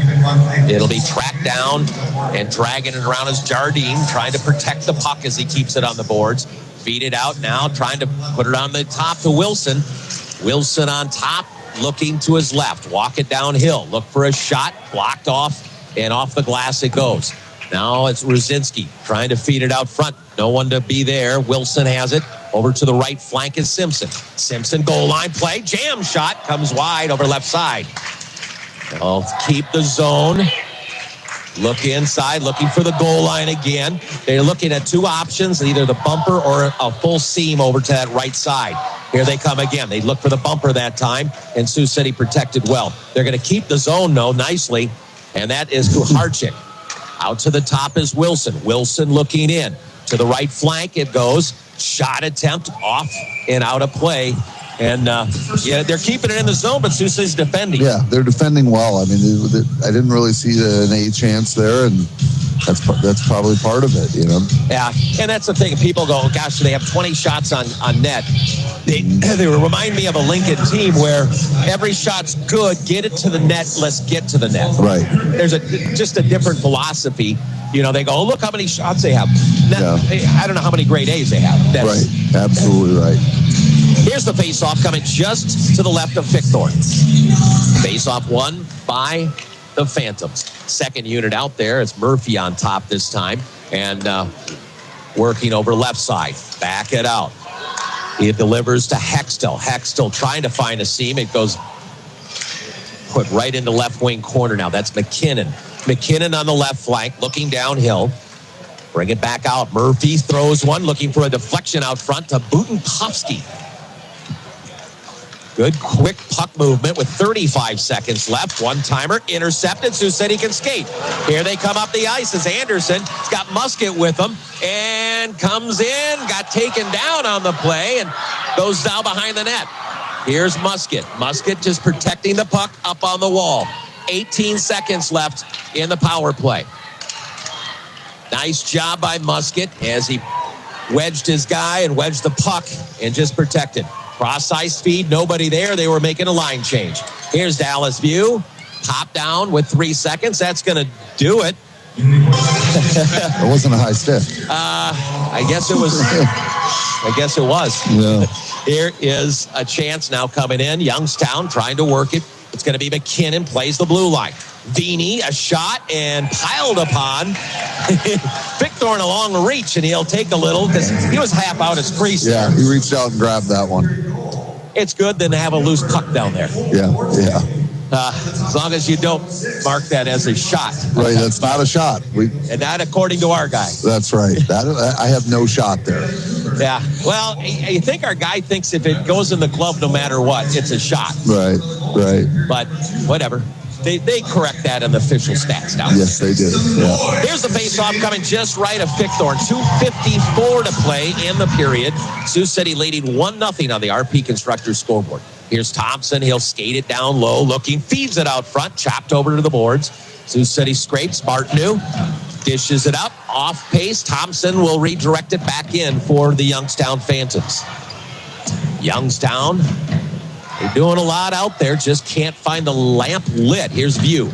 View, a cross-ice feed. Hacked off the boards, not far enough, but now trying to play it is Martineau. Martineau, now Vatne trying to track it. It's played into the Musketeer zone. 2:20 to play. Period number 2 with Sioux City up 1-0 on Dallas View's goal, his second of the season. They'll rip it all the way down. into the left wing corner. Vatne chips it down below the goal line. Martineau comes in for the forecheck, and Sioux City will keep it and throw it towards the net off the stick of Poirier. And here comes Youngstown back the other direction. Nice back check by View. And bobbled puck chopped out. It was blocked going the other way, but then recovered. Coming up is View, or excuse me, that's Bailey. He has to wait till his guys are onside. He does. Throws it towards the net now. Bouncing puck, and it will be Youngstown on the puck with Simpson. Simpson comes across, looking for an edge. Stenger getting a stick on that puck. Loosen it up, and Sioux City will take it. Outlets pass, bouncing up the ice. Booten, and now it is Bailey. Bailey rolls it towards the net. Away from his net is Trable. He works it around the boards, blocked by the Musketeers. Left wing corner pinching down is Stenger. Minute 20 left in the period. Sioux City leading 1-0 on the RP Constructors scoreboard. Have to have strong last couple of minutes here. Want to get that momentum into the period. From behind the net, working is Booten. Out front, Stenger tried to chop at it, then he played it. Well, that one looked like a high stick. That was a high stick. Puck is going to be covered up. Well, that one was a high stick. Yeah, good shift for Stenger there. Yes, yeah. Aggressive, plays hard, got a stick on it. We'll have a face-off in the Youngstown zone. 1 minute to play in period number 2. It's 1-0 Sioux City. Out on the ice, Tepley back in the lineup. Good to see. He's going to really see what he does every game, getting better and better. As these guys get comfortable, what do we have? This is game number 10 on the season. Yeah. And so that first 10 is kind of what we see a lot of times. Yeah, it's a segment. Here's Musket digging in for the Musketeers against Rosinski on the other side, and it'll be Youngstown with the puck. Here's Rosinski. Skates across left side, barely onside. He lobs it in down low. Behind the net, it goes to Jardine. Sioux City looking to work it. There's Trey Jeffress. He'll throw it out to center ice. Trying to track it is Gary. Luke up on the board. Stops up there, trying to feed it to someone, and he does. And on it is Musket. Musket bodied up. And now Jeffress trying to get after it. It'll come loose. Wilson, their assistant captain, long stretch pass, goes in, got it on, looking for an opportunity, fought off by Fickthorn. A nice play by Jardine. Good feet, good speed. Yeah. On that left side, Sioux City will track it. Musket will have it, bank it off the boards. This will roll down the ice. A chase for the puck. Here goes Gary after it, tried, and he got checked to the ice. That will be a penalty. Yep. Let's not even it up here, fellas. We tend to do those things as we get a little hot under the collar on these things.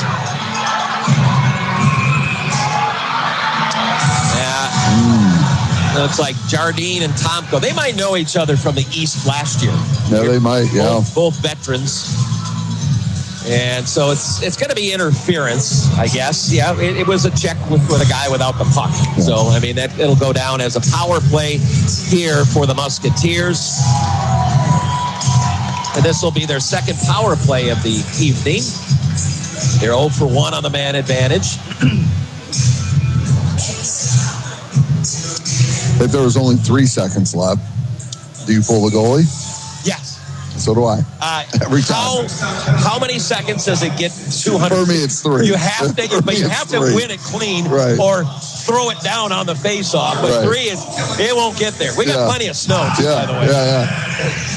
Face-off coming just to the right of Trable. Dug in, and it'll be cleared down the ice. That will finish off the period. And here we go. What are they doing? I'm not sure what the whistle is. There's zeros. I think the referee's blowing the whistle going, hey, this is over. Yeah, it's over. We're done with 20 minutes of hockey, and we're going to go tap their goalie's glove, who's been right on the money. I think we have a really nice 1-2 combo between Rodas and... Yeah, you'd like to see them continue to find their consistency, but yeah, it's definitely it's good to be able to go from one game to the next and knowing that you've got some quality in that. Yeah, absolutely. Let's take a break. We'll come back and do a little recap. You're listening to Musketeer Hockey, presented by Fremont Tire on Fox Sports Radio 620 KMNS. Come together with friends and family at Hard Rock Hotel and Casino Sioux City. Looking for dining options? You can fill up at Fuel American Grill or the award-winning Main and Abbey. See your favorite artists, live music and entertainment acts weekly. Unwind in our AAA 4-Diamond Hotel or visit the one-of-a-kind music memorabilia from some of the music industry's biggest stars. Experience it all in one place. Hard Rock Hotel and Casino Sioux City. Need help? Call 1-800-BETS-OFF. Hey, hockey fans! Michael here from Jorgensen Hearing Center, located in Spencer and Sioux Center. We are ready to hit the ice this season with the Musketeers, as they certainly know how to put the biscuit in the basket. But when it comes to handling your hearing needs, count on Jorgensen's winning expert team to help you score and ensure you hear every important conversation with your family and friends. So take a shot this season with the best and go for the goal. Scheduling a free hearing evaluation with Jorgensen today at jorgensenhearingcenter.com. At Cars Detail Center in Sergeant Bluff, we put our pride in your ride. Bring your vehicle and come see Charlie. He'll make your vehicle look like new again. Charlie will do a complete detail of the interior and exterior, along with the engine compartment. He'll take care of everything. Cars Detail Center is located at 505 4th Street in Sergeant Bluff. Call us at 943-5277. That's 943-CARS, K-A-R-S. Check out our work on Facebook at Cars Detail Center, where we will put pride in your ride. Just for clarity, there's no foo-foo coffee here for you. Yeah, don't be surprised what you see here at Fremont Tire and T&W Tire. We work our butts off here. Always looking out for you. Always providing the best quality oil change, tire rotation, and mechanical services. We must be doing something right. We did receive Sioux Line's Choice Awards again. Fremont Tire and T&W Tire.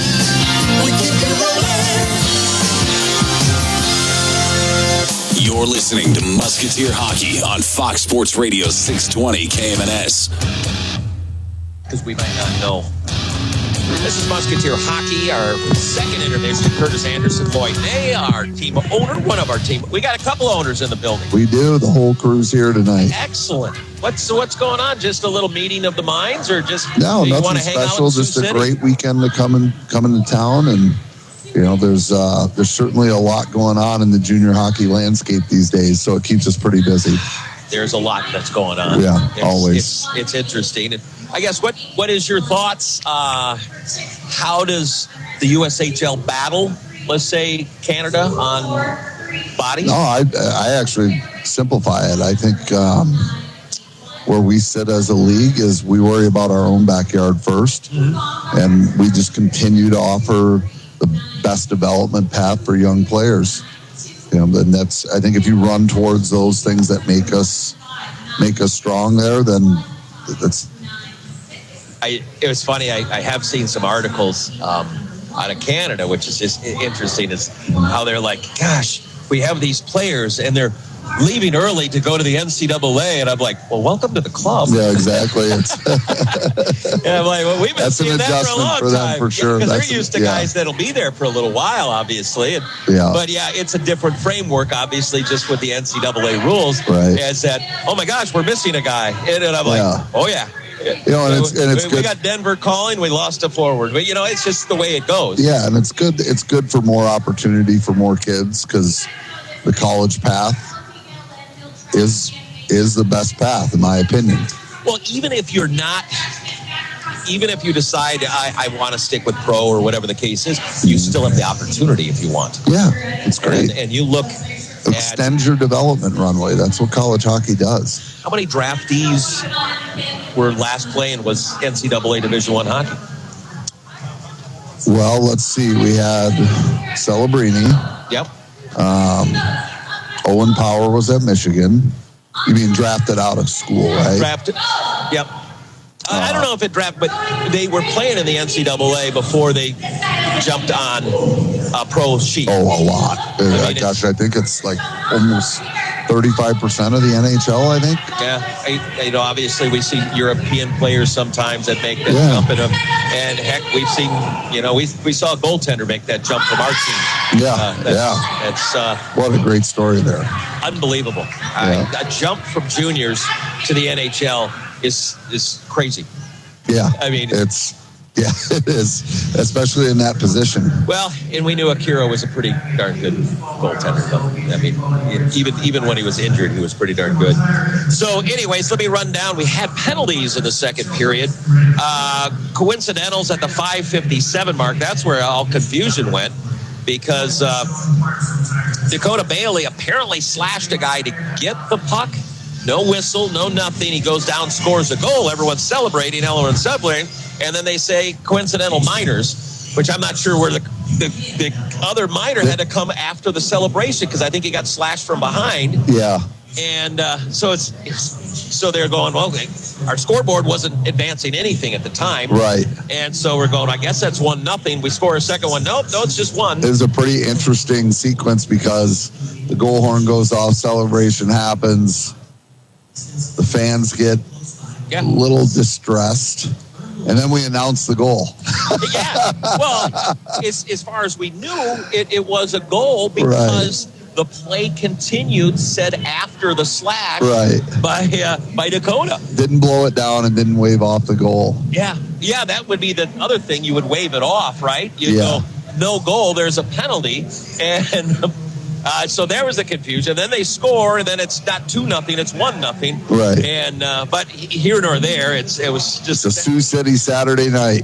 Hey, always on your toes on these things. That's right. But anyways, the other penalties, cross-check on Mason Piepenberg at the 10-11 mark, and too many men on the ice was the official call, and serving it for them was Alexander Zvitov. I always have to look at my phonetics when I'm talking about Youngstown. And then 14:51, Jake Tavares tripping. And there he is. We'll see if this guy knows hockey from above instead of between the pipes. Great to see you. And then Cal Houston interference for 2 minutes. Dallas View got the goal from Luke Gehry at 7:55 mark. Cam Gornett is here. He was just telling me that you've snuck into town a few other times. A few other times, yes. I'm right here. I'll have to make a thing to come say hi. Yeah, former goaltender with the Sioux City Musketeers. He's wearing the corn and the Tyson. Oh, I remember those. From Russia. Yeah, exactly. Jeez, that was... What year was it? I believe it was the summer of 2015. You've been gone that long? Or summer of 2014, actually. Yeah, 2015 was your last year here? Or 2016? Yes. Yeah, that is so long ago, but it doesn't seem long ago, because every year I remember and remember and remember.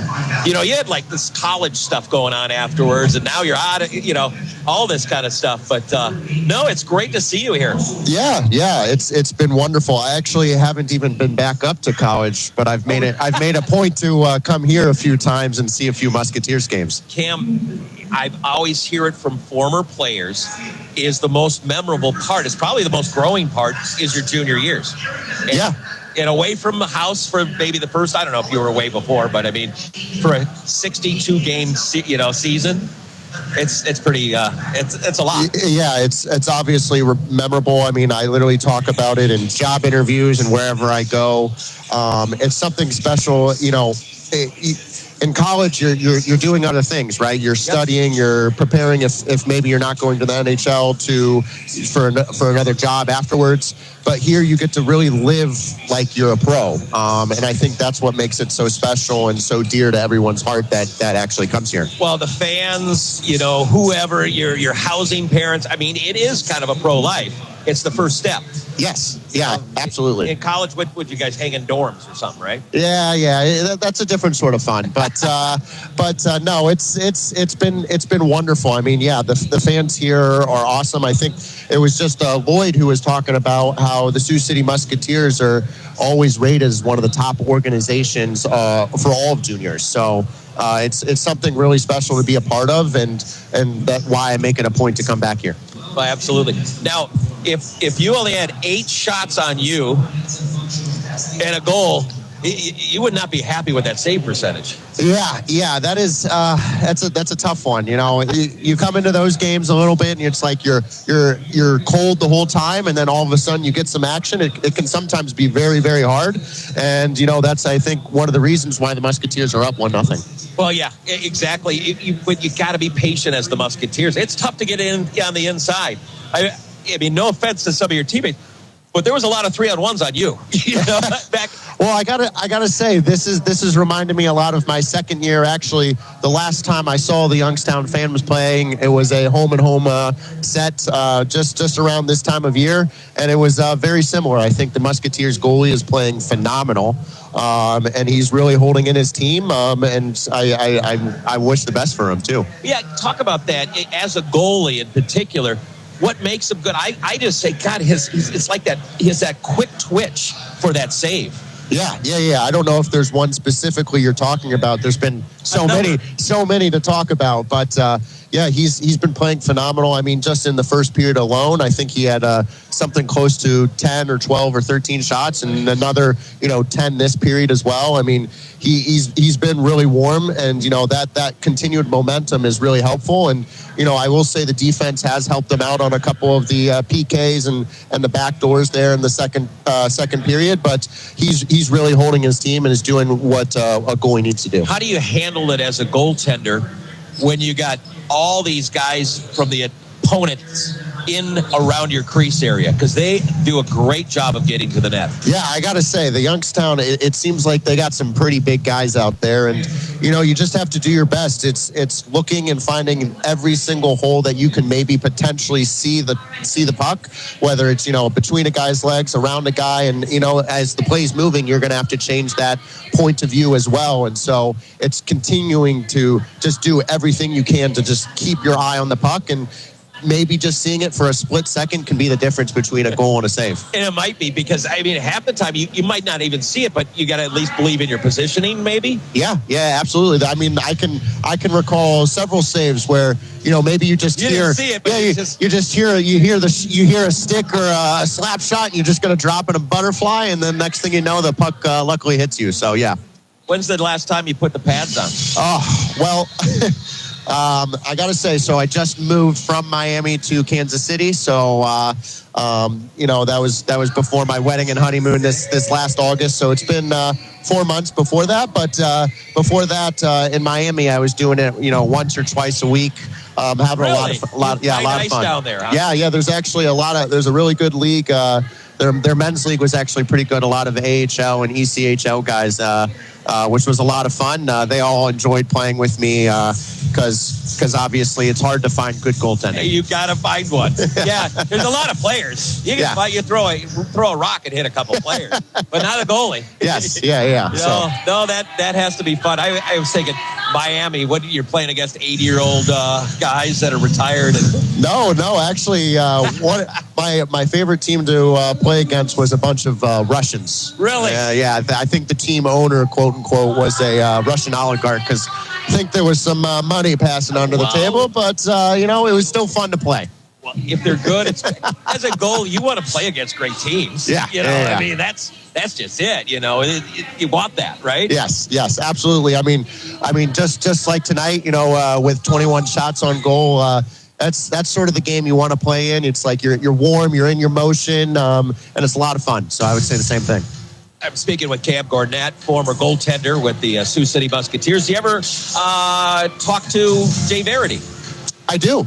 He was actually just at my my wedding this last August. So yes. See, this is a good hockey player. Weddings do not go during hockey season. That is true. I specifically made sure that my wedding was not in the hockey season. I asked several of my friends, if it's in August, is it still okay? And so it checked out. It can be camp. It can be camp on that, right? Yeah. I think Jay caught a 5 a.m. flight after the Saturday after my wedding to actually fly straight to Philadelphia for camp. Yeah, I was last year, the year before, my brother got married for the first time. And I'm like, and I told him, I said, here's my schedule. No, he did it. Is the first game I missed in 20 years.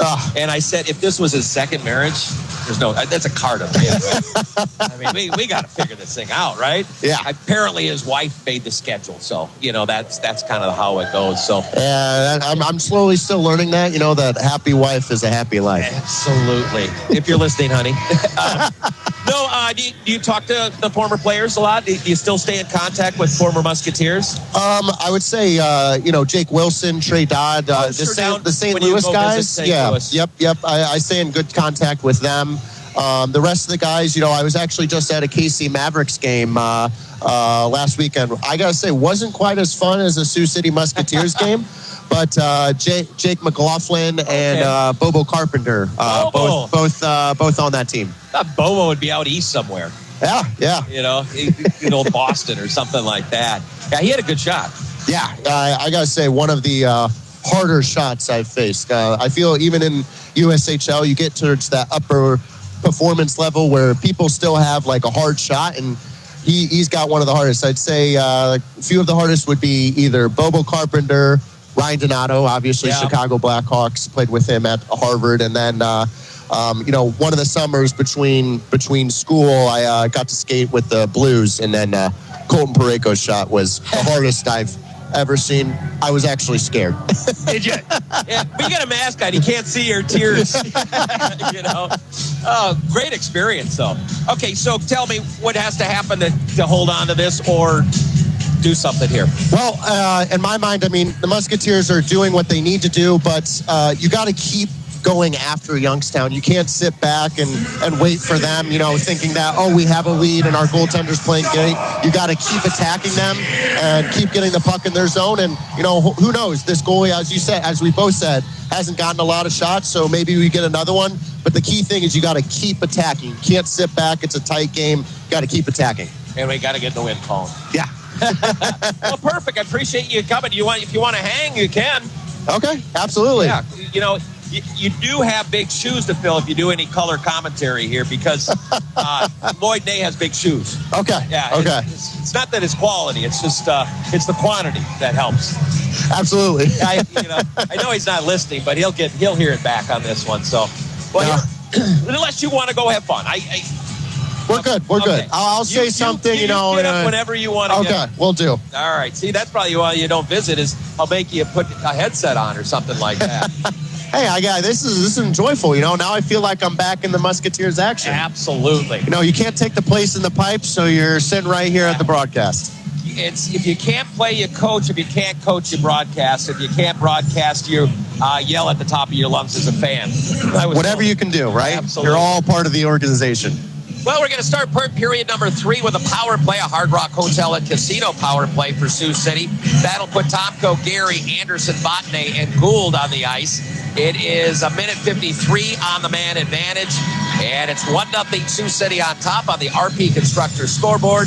It'll be Rosinsky on the other side to his right, Butenkovsky, and then defensively Big Vini and Wilson. Faceoff's going to be won by Sioux City, and bringing it back will be Gould. He will bring it out. He has a double late drop. They will pressure him right out of the gate, but Gould will slide it back. Here is Tomko. Bring it forward. Comes across right side. Anderson scrapes it into the corner. Vini looks to pick it up and clear it. And Willie, he just barely goes off. And now Botnay has it. Got to get a clear entrance and set things up. Here comes Gould. Gould looking to drop. Nope, he will just skate it. Now drop it.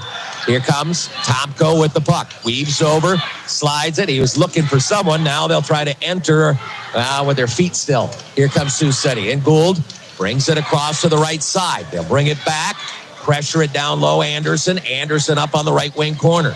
Musketeer power play a minute 6. And now on the left side, Tomko to the top. Gould, boy, that puck is bouncing.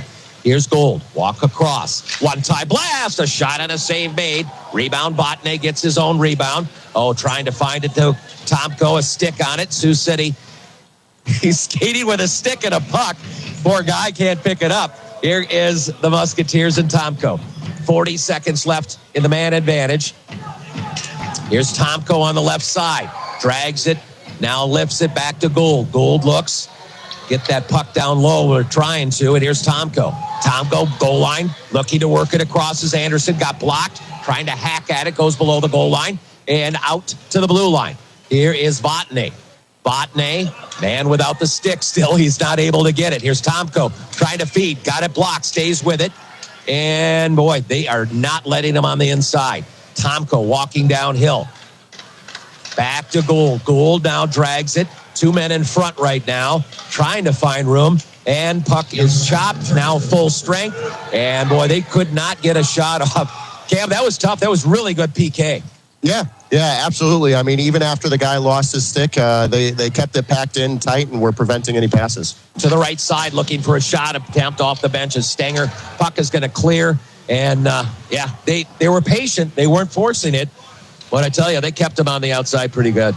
Yeah, no, absolutely. I mean, I don't know if there was any shot on goal for that power play, but, one of the things the coaches always used to say is you have to keep the momentum coming after a power play. Yeah, absolutely. Puck all the way down, but it goes on net. Playing the puck is Trable. He'll dish it off to his D and Murphy. Murphy throws it all the way down, looking to play it deep. Here they come across. It's Ruzinski to the right side. Looked back and forth as he was looking to give and go that time, but that was Svitov. Puck out of play. They're big and they can glide. You can tell with their first three lines, I always could tell early on, 10 games in, their first three lines, they have 6 veteran players, one guy in his third year. Wow, that's a big difference. That is a lot of difference. I mean, just the extra years of experience are huge for a team like that. Face-off coming just left of Fick Thorne, Sioux City. It'll be Youngstown with the face-off win, a throw and a glove and another face-off. That time it was Cooper Simpson. He started his career in Tri-City. This year alone, what have they got? 11 games under their belt, and Simpson has 5 goals and 10 assists. It's a team that can score. Yeah, and I think that's at the point that you just mentioned, right? The experience level as you keep aging in the USHL, that those couple extra years can make a big difference, and as it's been showing on the score sheet. Here's Musket's line for the Musketeers up against Kuharczyk. Face off, corner, Sioux City on it. Play it off the glass, trying to clear it. Kept in nicely by Murphy as the puck goes down and behind the net. Stenger now tries to break out, and they get it out to center, but they will get the puck back in their possession. And right now, Youngstown doing a good job of pressuring the breakout. Sioux City having a hard time with it, and they'll give up pucks. Here comes Sioux City. Stanger got clipped up. Here they come across on the right side. That's going to be Tavares. Throw it out front, looking for a centering pass. Couldn't track it down, and now played in deep. Chasing after it is Bailey. Bailey will body up his man. Puck jarred into the corner. Musketeers trying to get some zone pressure, some possession time. Musket on the puck. Still battles. It's chopped out to center ice, picked up by Poirier. Taken away. Nice steal by Simpson. Drop pass, and they misfire on that one. Sioux City coming back the other way. Jarred all the way down off the stick of Musket. Anderson chases after it. He throws his man. That is going to go into the boards. Anderson is going to get a penalty, and then he got cross-checked by Kuharczyk. And that'll be a boarding, I assume. He caught a lot of air. I know what Anderson was trying to do. He was trying to actually just bump him into the goalie because the goalie was playing the puck, and instead he rifled him into the wall. Yeah, I didn't quite see that, but I completely agree with you. And, from a goaltender's perspective, I've seen that happen multiple times. Well, you can't get penalized if your guy hits you, right? Yes, exactly. I can't name the number of times where I've experienced my own teammate hitting me from a guy that's pushed him into me. And sometimes the ref won't even see that. Unfortunately, this time they didn't get the goalie, and he saw the extra push. Now we're going to see. They're going to question this. I wonder if they will review it for a major. Time of the penalty is going to be 3 minutes and 43 seconds. We just hope the young man is okay. As the board always wins. It is you hit the board wins. Yeah, absolutely. And they're going to evaluate him right now. Looks like he's back on the bench though. Yeah, so that's a good Jackson thing. Adams for fans back in Youngstown. he's on the bench. He's not in the locker room. That's a big thing. They're going to review this. They're going to review this for a major right now, and this is not a challenge. I believe this is a challenge that comes from the referees itself. You can get a challenge from the bench. You can challenge. They can review it themselves. They didn't talk to any bench, and now they were just talking to each other. So they're going to take a look at it and see if this is worth, say, a 5 and a 10 or something to that factor. And I have a bad feeling. I don't know. We'll see. I mean, I think some of the refs, at least in the first period, I thought were doing a very good job. So hopefully they'll get the right call here. I'm hoping it's just a 2-minute penalty. I do believe it was a penalty, but I'm hoping it just stays as 2. Yeah, it's where the contact was made. A lot of times we're going to look at that. Did he come up high on him? Did he come with force? What are you getting, some messages now? Yeah. I texted my wife that I was on the broadcasting, so she's making fun of me, of course. Don't knock them until you try it. I agree. I'm enjoying myself, so she's probably just jealous. Yeah. But bring her to Sioux City next time. No, I did. Oh, she is here. She's up there. Oh, so she's listening up there. She's out in the suites all by herself. Yep, Gotcha. Yep. Oh, I didn't realize that. What's your wife's name? Marissa. Congratulations. Anyways, they are really looking at it. What they'll do is they'll put 2 sets of eyes on it. It was interesting before today's game. I had the opportunity to listen in the locker room where Jason was asking the head of officials. They had 2 sets of head of officials. Just basic questions, what they're looking for, what should I try to challenge and what I shouldn't try to challenge. And I thought it was really educational what they look for. Because sometimes you just don't know. Like, was there shoulder up? I think what's also 2 minutes. 2 minutes Interference. Okay. So and again, it's one of those things where he didn't come up. Maybe he didn't throw an elbow or something to that factor. Because a lot of times we judge things by injury. Well, we had one in the first period that could have been a call, but you look at the replay, it looked like it's just a push, and it just was a bad fall. Yeah, I think similar to the first period, if he had the puck, which he didn't at the time, it would have been a similar no call, but unfortunately he didn't have the puck, so in this case it's a 2-minute penalty. Well, here comes another power play. It is a big challenge once again for Sioux City PK. This is the 4th power play of the game for Youngstown, and they will go Ruzinski, Kuharczyk, Jardine up front, Cooper there, and then Wilson will be on top. They move the puck well. And right now, I guess Coach Jason has question marks whether that should have been a penalty. Was the puck nearby? Because the way I looked at it, I thought Anderson was trying to bump him into that puck, or where the goalie was playing it. I don't know. They always see something I don't see. So. Here we go. Don't we all? Yeah, absolutely. Face-off coming just left of Fickthorn, and they will blow this dead. I always get a kick out of it. I love the fans, and sometimes they take so long to drop the puck. I mean, It's like they hold on to it. These guys are trying to crouch in position for how long and not get off their mark, Well, and on the face-offs too, all the centers, if you're not cheating, you're not trying, and they're holding that, trying to not get caught. Here we go. Face-off. We'll try it again. Face-off won by Youngstown. Out to Wilson on top, putting pressure on him. Shot on a goal from the outside, and Wilson found some kind of opening in a big area, and Youngstown ties it up at 1 apiece on the RP Constructors scoreboard. And time of the goal is going to be 3 minutes and 53 seconds. We have a brand new hockey game. What do you get him on the glove? Yeah, high glove. Comes away left side, and 2 bodies in front of the net can be tough. Yeah, Ruzinski's there. Looks like maybe his own defenseman may have screened him. Yeah. Yeah, and Ruzinski was trying to chip it as well, but I think he missed, which was actually fortunate for Youngstown.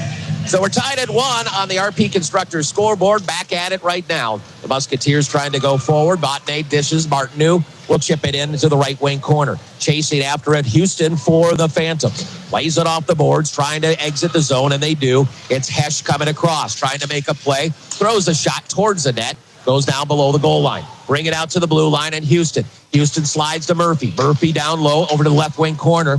and they will bring it around the boards again. Keeping them on the edge. That's where Sioux City wants to put them on the edge instead of up front. Right wing corner, Musketeers trying to battle Tepley, and now angling left sides, Vitov. And what do we got? Another penalty coming up, and this should be a Sioux City power play. Yes, I believe it is. Now we're getting the calls back and forth right now. This will be Sioux City's fourth power play. Slash is the call. Time of the penalty, 4 minutes and 30 seconds. So Sioux City, the opportunity to get one on the power play now. Need to pay them back for their power play goal. Yeah, we're going to see now Martineau, Jeffress. This is the second unit. Stenger, Tepley, and View. So face-off coming just to the right of Trable. This will be a good chance for them to get the momentum back. Here's Stenger. One-time blast. Got blocked. Boy, he felt that one. The puck goes loose down the right side. That's Rudzinski. Played it for his team, but now he will get it down the ice on the left side. Looking for an opportunity. Cut off nicely. Sioux City will skate. Bring it forward. Puck out of play. Yeah, that's taking it for the team on that one. That is, and I got to say, the players usually have a little less padding, so that one looked like it hurt a little bit. Absolutely. You can take that slapper in net. You got extras. Yeah, all in the front. Yeah. Yeah, don't get it in the back. Yes. Yeah. All right. Hard Rock Hotel and Casino power play continues. Here is Martineau, wins the draw. Stanger over right side, entering the zone is going to be Tepley. Tepley tries to lob it to Jeffress, and Sioux City cannot get control. It is really interesting on that penalty kill. You saw all four guys go down to the puck. No one kept back. It's like a little aggressive, and it worked. Yeah, on the PK? Yeah. Yeah, I remember specifically in my turn with Jay Verde, backs turn, loose pucks, anything like that, no control. You really don't want them to set up the power play. Yeah, don't set it up. You can't, just like that. They went aggressive to the side and got the puck down the ice. It's interesting, especially maybe at this level too, is they're not handling the puck as well as NCAA and pros, and so they can put a little pressure on them. Here's Stanger, drops it off now. Skating is Vatne. Sioux City, 48 seconds to work with. And Tomko, a little off on their passing now, and they'll just dump it down. Gotta track it. There's Gary after the puck, looking to track it down below the goal line. Luke is tied up right now. Sioux City comes away with it. Now they look to set up. On top is Gould. Gould to the left flank. Tomko, a shot right to the mitt. That was a nice save by Trable. Face-off coming to his right side. 26 seconds left in the man advantage. Yeah, that was a good shot. I almost wish, though, I thought the guy at the goal line was open. I wish he would have passed it down there and maybe had a little 2-on-1 at the net. And you're right, because I saw the same thing, too. And they like the look, but Youngstown's been cutting off that goal line a little bit. So but when it's open, go 2-on-1. Yeah, I always remember coaches, why not make it simple? 2-on-1 on the power play instead of 5-on-4. Exactly. Into the left wing corner. Oh, comes off, and it's going to be clear to get. What do we got? A whistle? Into the bench. Oh, okay. Out of play. Excuse me. I thought that was rolling down the ice, and instead, we will take another face-off. 18 seconds left in the power play. We're tied at 1 on the RP Constructors scoreboard. Sioux City, it was Dallas View scoring for the Musketeers. Jack Wilson for the Youngstown Phantoms. And here is Luke Gary taking the draw. Left-handed shot, digs in. Face-off right of Trable. Face off to the corner, and that will be cleared down the ice once again. And going to run out of time right now. Here's Gould. Gould will pick it up. Shane working forward. He will try to guide it down. It's just intercepted and cleared down, and that's going to do it. Here's Tomko, Sioux City, 5-on-5, 0 on the man advantage, and turning the puck over, look out, down low, back and forth, puck is loose, big save, and now tracked down by Sioux City. Those are scary, just a mishap and a turnover that deep. That can be really killer. Yeah, but another key save once again by the Sioux City goaltender. It's going to be scraped up behind the net as Vini. Vini throws it all the way down, all the way into the Musketeer zone, deflected, so no icing. Playing it forward is going to be Christian Lyons. Now Booten Slides it across on his pass to Ludwig. Ludwig comes back. It's going to be taken back by Youngstown again. Waiting is Ludwig, making sure everyone's on side. Couldn't play it deep. Here's a chance coming across by Simpson. Shot on a blocker save. And Sioux City, again, turning the pucks over, and now they're going to be penalized. That's back-to-back turnovers. That I think we're happy that Vic Thorne made a couple really nice saves. Yeah, absolutely. He was well out of his crease. He saw that there wasn't really any other passing opportunities, so another big save for him.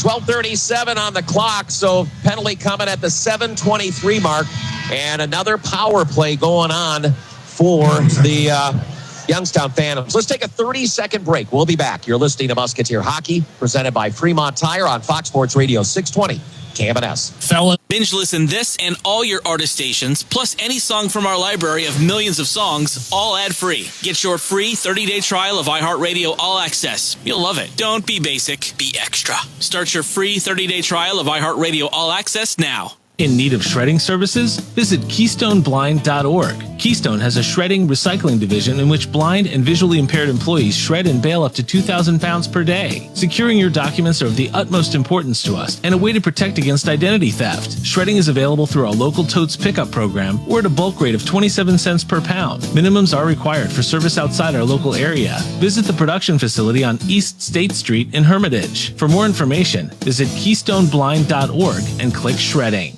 It was nice to retrace some steps, some great memories of Musketeer hockey when it was here in town, which is great, him and his wife, and so I put him to work. That's what you have to do sometimes, but no, it's great seeing him. Face-off coming in the Musketeer zone. It is a power play number 5 for the Youngstown Phantoms. Too many penalties right now. I think it's 5. Let me verify that.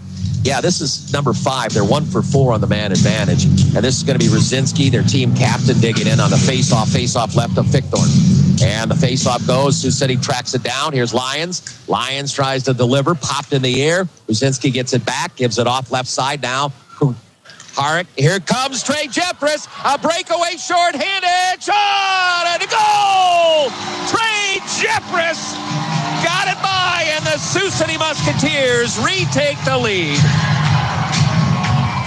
Trey Jeffress, boy, is he good on the PK. That is his first short-handed goal this year. He had 5 last year. Coming in, looking, and then firing it. What a nice shot. Sometimes goalies think you're going to go deeper, and that's why sometimes if you get that flat surface there at good angle, you can tack it down. Jeffress' 4th goal of the season. Sioux City leading 2-1, and now the Musketeers come heavy again, trying to play it in. But it is still a power play. There's Luke Gary again, hassling after it and pushing it forward. Here's Murphy, their second unit out there. 1.5 minutes left in the man advantage. Now Sioux City looking for a penalty kill. Here they come skating. And Drell looking to bring it in all the way down. And a shot right on and a save right on by Vic Thorne. That was McKinnon taking that shot. And that goal gets us number 2 for our Chicago 6. So 2-1 Sioux City leading on the RP Constructors scoreboard. Chicago the next day with your ticket. It's going to be Jakob Hesch taking the draw. He's got Hextall to his right side. And looks like Logan Anderson on the left. To play that right flank is going to be McKinnon, and then on top is Murphy. They collapse on the face-off, scrambled. Sioux City hustles after it. They play it behind the net, and Dallas View could not clear it. Nice keep on the right side. And here is Murphy. Murphy on the left flank now is Hextall trying to find goal line. They curl around. They readjust. They want to get their big bodies in front. Nice block out there by Sioux City, but trying to track it down. Puck goes wide. Getting a stick on it was McKinnon. He was close. Sioux City can't clear it again. Now it goes off a stick and out to center ice. Sioux City quickly shuffles on 2 more defensemen. Here comes Youngstown trying to set up. On the left side, Sioux City will send it down the ice. 37 seconds left in the man advantage. In the penalty box, brought to you by Bixman Law Firm. Here's Wilson. Delivers it. Switching back. Unit again. Rosinski backs it up. Wilson looking to enter. And they're barely onside there, I guess. A little thicker blue line this time around. Here's Jardine on the right side. Sioux City going the other way again. Here comes Luke Gary. He's got Jeffress with him. Looking out. Pass across. Shot. A goal! Back-to-back short-handed goals by Trey Jeffress. Wow. Two shorties, and Sioux City has a 3-1 lead on the RP Constructors scoreboard. That is goal number 5 on the season, and his second short-handed goal, a beautiful pass by Luke Gary to set it up. They get that puck, they are motoring. Beautiful pass, great goal. His second of this penalty kill, scored by number 10. All right, 10 seconds to kill. And now here comes Youngstown. They are dangerous. They'll play it in. Wrap it around left side now. Sioux City at full strength. And we're back to 5-on-5. Got to stay out of the box. Here is Youngstown. They want to put pressure, trailing by 2 right now. Sioux City tracks it down. Here comes Musket. Musket looks, plays it forward. Sioux City knifes it down by Bailey into the corner. Sioux City looking for some zone pressure. Here comes Youngstown the other way. 10:15 left. Sioux City slides it out to center. Here's Bailey finding Musket. Now coming across Botnay, and a big hit going down. Sioux City player and Musket. Here comes Youngstown the other way. Musket heads to the bench. This is going to be an offside call.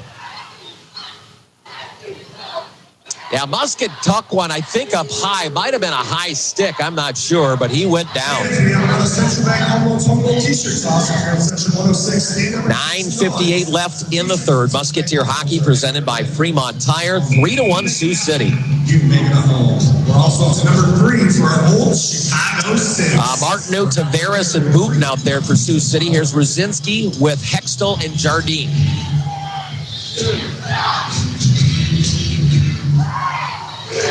Face-off won by Youngstown, bringing it back to Thompson. Now Thompson delivers to Vitti, and Sioux City got in the way. Here they come across, trying to play forward. Here's Tavares, trying to get a stick on that puck. It's tied up on the board. Sioux City hacks at it, trying to keep the zone over left side.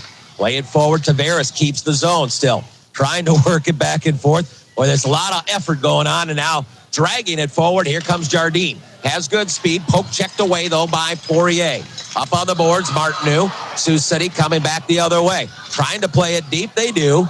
And Booten gets it a little further. Now it's going to be Youngstown coming back. 9:20 left in the third. Here comes the Phantoms. They come across. Looking for an opportunity. They throw one out front. Does not get it to the net. Thompson up on top. Ruzinski looks for a shot. Oh, goes off the ball into the left wing corner. Here's Tavares. Nicely played to Booten. Booten just slides it down. Wants a line change. Here comes Gary. And here comes Tomko. And there's Jeffress, who's got back-to-back shorthanded goals. Pretty amazing. In the same power play. Out front, looking to make a play is Simpson. Simpson now behind the net. Backhander, bounced around, picked up on the fly. Sioux City getting a stick on it. Here's Tomko. Has it stripped. Coming back is McKinnon. McKinnon skating well and gets a piece of it and a cover-up by goaltender Fickthorn. 8:34 left in the third. I think we have a timeout on the ice. We'll take one. We'll be back in 30 seconds. You're listening to Musketeer Hockey on Fox Sports Radio 620 KMNS. Driving to in need of shredding services? Visit KeystoneBlind.org. Keystone has a shredding recycling division in which blind and visually impaired employees shred and bale up to 2,000 pounds per day. Securing your documents are of the utmost importance to us and a way to protect against identity theft. Shredding is available through our local totes pickup program or at a bulk rate of 27 cents per pound. Minimums are required for service outside our local area. Visit the production facility on East State Street in Hermitage. For more information, visit KeystoneBlind.org and click shredding. Gain Super Flings are here to take your laundry to the next level. Talking about Gain Super Flings. Super-sized laundry packs. These things are huge. Super fresh, super clean. Gain Super Flings. Gain Super Flings laundry packs have 4 times the Oxy cleaning power and 3 times the Febreze freshness versus Gain Original Liquid. Super fresh, super clean. Gain Super Flings. Gain Super Flings for next level laundry. Tier Hockey presented by Fremont Tire. 8:34 to play in period number 3. Sioux City leading 3-1 on the RP Constructors scoreboard. The first goal was Dallas View. The next two shorthanded by Trey Jeffress. It was a power play goal for Youngstown, and that was Jack Wilson tracking down his second goal of the season. Face-off coming just to the right of Fickthorn. Ludwig and Lyons. Now here's Martineau, View, and Vatne for the Musketeers. Other side working. It looks like Anderson is out there with McKinnon to his right side now. Left side is Simpson. Murphy and Houston, they get a lot of ice time. They deserve it. They're really good. They're going to wave Anderson, and now it'll be McKinnon. Face-off coming just to the right of Fickthorn. Sioux City wins the draw, bring it back behind the net. Work it forward, deflects off the stick of View, and a chased upon, and working over to the boards. Martineau trying to track it down. It'll be View, throws it. Vatne looking to track it on the right side. Looking to bring it across to Lyons. Lyons throws one on, right to the glove of Trable, and he'll hold it for a face-off to his right side. Quick change on the blue line. Here comes Stenger and Poirier. All right, both first-year players with the Musketeers. Poirier, think he might be smart. He's going to be heading to Harvard. Jeffress, Tomko, and Gary on the change of forwards. Face-off coming right of Trable. Sioux City on the draw. Tracking it down is Jeffress. Over to Poirier. Walk across. Throw one towards the net. And it goes into the glove of Trable. Nice net front presence by Luke Gary. We'll try it again. No changes on either side. Tomko digs in. 2 goals, 6 assists on this early season. Game number 10. Sioux City wins the draw. Trying to find Jeffress. Caught him, and Youngstown gets it back. They'll lip it into the Musketeer zone. Still trying to work after it. Body sliding free. Trey Jeffress got tied up with a man, and now it's out to center ice. Here is Tomko. He delivers it down. Gary tries to track it. Tomko got in the way, fires it across. Here's a chance. Poirier fires a shot. Blockered over to the right side. Stenger picks up the rebound. Here's a quick one-time shot by Bailey, and got blocked. Poirier. Throw one to the net. Puck is loose. Hit a goal. Jam it home. That's Luke Gary on the doorstep. Looked like Trable kind of bobbled it for a second. It popped down. He jams it home. And Sioux City has a 4-1 lead on the RP Constructors scoreboard. That's Luke Gary. He's had a great night. I deflected. It didn't even make it to the net. It just deflected by Gary, popped it to his own stick, and then he popped it over Trable. Not much he can do. Time of the goal, 12 minutes and 31 seconds. Sioux City has a 4-1 lead on the RP Constructors scoreboard. Face-off scrambled. Sioux City on the puck. They will throw it down the ice. Chasing after it is Thompson. Thompson bodied up by Bailey. Bailey trying to track it. They'll reverse on the cycle. Musket quickly gets over there trying to track it. Here's Youngstown trying to work. Here they come across. Brzezinski piled upon. Sioux City will take it away. Nice little sliding pass to the right side, and Tepley will deliver it down the ice. Skating is Musket. He absorbs a check trying to keep it in the zone. There's Anderson after it as well. Here comes Youngstown. Gould bouncing puck coming across, and a big check applied kind of as he went over the board a little bit was Bailey. Sioux City quickly trying to come the other way. Getting a piece of it is Tomko. He'll chase after it in the Youngstown zone. 6:39 to play. Sioux City up 4-1 on the RP Constructors scoreboard. Here's Lyons. Lyons on the puck. Deliver it out to center ice. Spin it around, play it deep. Trable behind his net, trying to work it away from a Musketeer player. Now after it, now it comes Youngstown. Youngstown skates well. Here they come across. Anderson tries to dish left side. Shot goes wide. Trying to work it, try to get back up is going to be Fickthorn. Out front, shot. Got blocked again. Nice job out front by the guys. And now Sioux City at Tavares. Sioux City jars it into the right wing corner. Keep them on the edges. They're trying. And right now, it looks like Youngstown likes to work below that goal line. Here's Sioux City.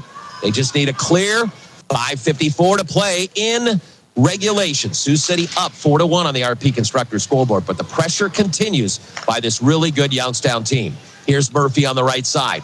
He throws it all the way across. Look on top now, looking for a shot as McKinnon dishes off left side. Come downhill on that one is Houston. Houston brings it right out on top. Here's the right side, Murphy. Good puck movement right now by Youngstown. Sioux City trying to keep them on the edges. And a nice stick lift that time by Youngstown. Now the puck will clear. Sioux City probably needs some fresh legs out there. 5:20 to play in the third. Your Musketeers up 4-1 on the RP Constructors scoreboard. Here's Youngstown. They'll break out on the left side, shuffle it into the Musketeer zone. Poirier spins and tries to fire it forward. Here's Vatne skating. Vatne throws it all the way down. Banks it off the board. Tries to take a shot just off the mark over right wing side. Stenger dishes it down low. 4:55 left in regulation. Sioux City up 4-1. The RP Constructors scoreboard. There's View. Banks it in down low. Martineau is there. Martineau glides it down low. Some more. Vatne now to View. View brings it up the boards. Here's Poirier. He'll throw it into the right wing corner. Out to center. Sioux City looking to shuffle it right back in. In fact, that goes out of play. So 4.5 left in the third. Sioux City has done a really nice job fighting off this Youngstown Phantom team. And special teams are a big factor. 2 shorthanded goals by your Musketeers. Oh, the score is third of the season by number 17, So 4.5 left in this one. And Sioux City just wants to hold on, play a lot of possession in Youngstown zone. Don't let them get back in the contest. Number 4 for our old Chicago City. Here's Youngstown looking to bring it out, taken away by Jeffress. Jeffress walks across. Spins, fires it down low into the left wing corner where Tomko is. Hey, got to give a shout out to the farmers out there. Puck is covered up by their goaltender. Combining some corn, listening to Sioux City Musketeer hockey. Thank you, Kurt. They're always working hard. Work through the night if they can. 4:04 left. Sioux City out shooting Youngstown in this period, 9-5. They rarely outshoot anyone, but their shooting percentage is always better than most. Here's a takeaway. Tomko trying to track it down. Now fighting back for it. Here they come across. Here's Youngstown looking for a shot. Swatted over to the corner by Fickthorn. Lobbed up in the air. Bouncing puck. Musketeers have it. 3:45 left in regulation. Once again, here's Hextall. Hextall trying to make a play. Tried to take the shot. Stripped on that one. Here is Gary. He'll just throw it down. Musket chases after it for Sioux City. Nice. Oh, they're going to get a penalty on Anderson on that one? He threw a check on the player with the puck, but nonetheless, a delay call and now a whistle. I'd like to see what the call is on that one. Tripping. Ooh, okay. I guess tripping the call, time of the penalty, 16:44. I must have saw it wrong. I thought he threw a hip check on the player. He must have caught him on the legs, I guess.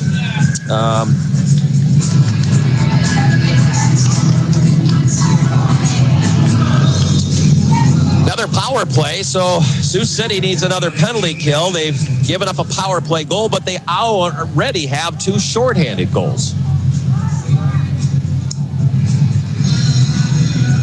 And I think they kill this off. I think they're in pretty good shape. This is Rosinski taking the draw. He's got Jardine to his right side, Simpson to the left side.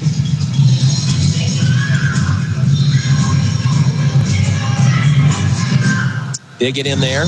Trying to fit when the face up they do. They get it back to Wilson on top. Slides it right side. Simpson looking goal line back and forth. It's chipped out. They are pulling their goaltender for an extra attacker. Trable is on the bench. Out there with them is Hextall. It is 6-on-4 for Youngstown. Why not? Do the gambling right now. 6-on-4, pretty darn good. Sioux City battling in the corner. Trying to track it down is Luke Gary. He'll just cover it up. Sioux City, and the referee got in the way for Sioux City to try to clear it. They'll throw one, got blocked. And Sioux City trying to clear it, cannot do so. Here's Youngstown on top to Wilson. Slides it off Simpson. Fire a shot off the glass. Bounces over to the corner. Minute 12 left in the power play. Sioux City trying to kill it off. And now they'll send it down the ice and get the clear. Musketeers, 59 seconds to kill. 2:13 left in regulation. Musketeers up 4-1 on the RP Constructor scoreboard. Hextall fires it forward, looking for his teammate in Rosinski. Sioux City keeping him up on the boards, trying to track it as Stenger. Stenger now looks, whips it around. Is he going to get the clear? Could not get enough on it, and Wilson will keep it in. Walking downhill, Hextall looking for a play. Popped over, now outside. Wilson has the one goal. It was on the power play, and Hextall looks for a shot. Work the goal line, back and forth, trying to corral it.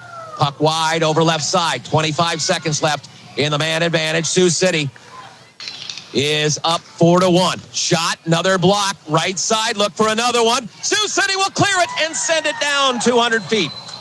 Empty net there, but Sioux City was just happy to clear it. 10 seconds left in the power play, a minute 24 left in regulation.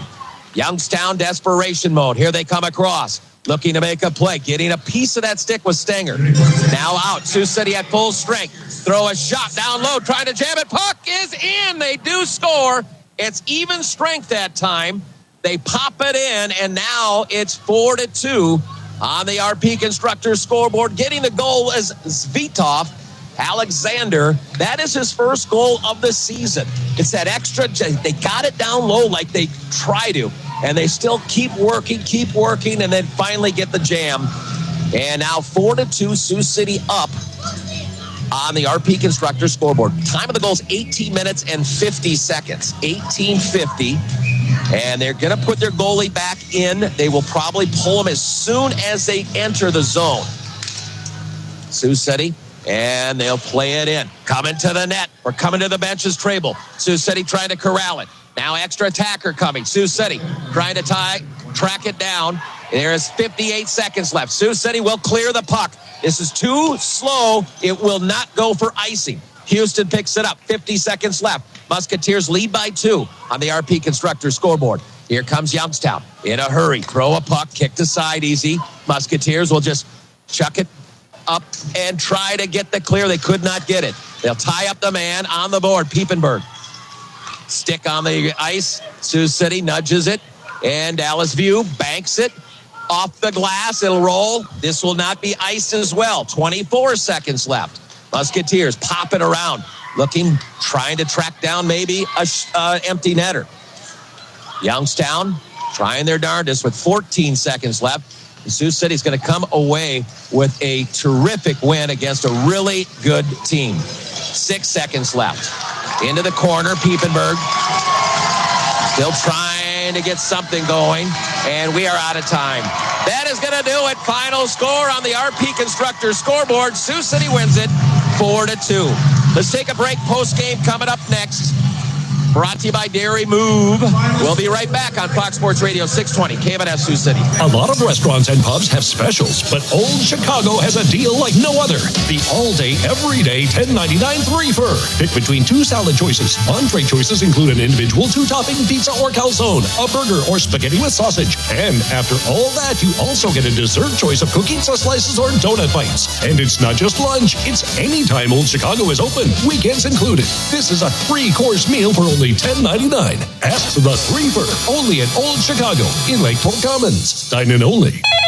Hello. Hey, Stan. Hey, Kevin, what's up? Remember that time I let you borrow my lawnmower? Yeah. I need you to return the favor. I need to borrow your hot tub. Oh, not this again. No, listen, we're hosting a few parties, and a hot tub would be perfect for entertaining. Tell you what, this is how I'll return the favor. Again, call Professional Pool and Spa, 258-1909, or go to ProPoolSpa.com. They'll take care of the rest, okay? Great. Thanks, Stan.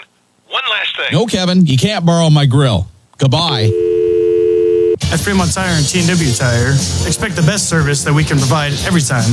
Don't expect plush waiting areas with foo-foo coffees. Do expect quality products at fair prices. Don't expect pressed white shirts and manicured nails. Do expect reliable auto repairs from shocks and tires to oil changes and brakes. And don't expect Chandler to have straight hair. Do expect Brandon to sing the jingle by request. Fremont Tire and TNW Tire. Rick Collins Toyota is excited to announce 3 redesigned longtime Toyota models. These include the Camry and 4Runner. Toyota is also adding the all-new 2025 Crown Signia SUV. We offer a variety of pre-owned vehicles, majority of which come from local trade-ins. Come check out our entire lineup, 3131 Singing Hills Boulevard in Sioux City, Iowa, or online at rickcollinstoyota.com. Let's go places with Rick Collins Toyota. You're listening to Musketeer Hockey on Fox Sports Radio 620 KMNS. Welcome back one more time. Curtis Henderson with you. Hi, I'm Lourdes Stefan, host of Univision's Sally Pimienta. Cancer treatment can still... Dairy Move, the official recovery drink of your Sioux City Musketeers. All right, going over the stars right now. The number 3 star is Jack Pickthorne. Terrific job. Kept the Musketeers in this game for quite some, throughout the contest. He finished with 25 saves in the contest. Deja vu, the universe just likes to rerun its greatest hits. Number 17, Luke Gary! Luke Gary is the number 2 star, and Luke with a goal and 2 assists. Just a terrific night for Luke. Picked up his 3rd goal. Was that 4th goal? He doesn't follow trends. Trends follow him. Take notes of that. Number 1 star of the game is going to be Trey Jeffress. 2 shorthanded goals, one of them the game winner, and the Musketeers with a 4-1 victory. Here's the goal scoring. It was in the second period, 7:55 mark, Dallas View. And then in the 3rd, Jack Wilson on the power play for Youngstown.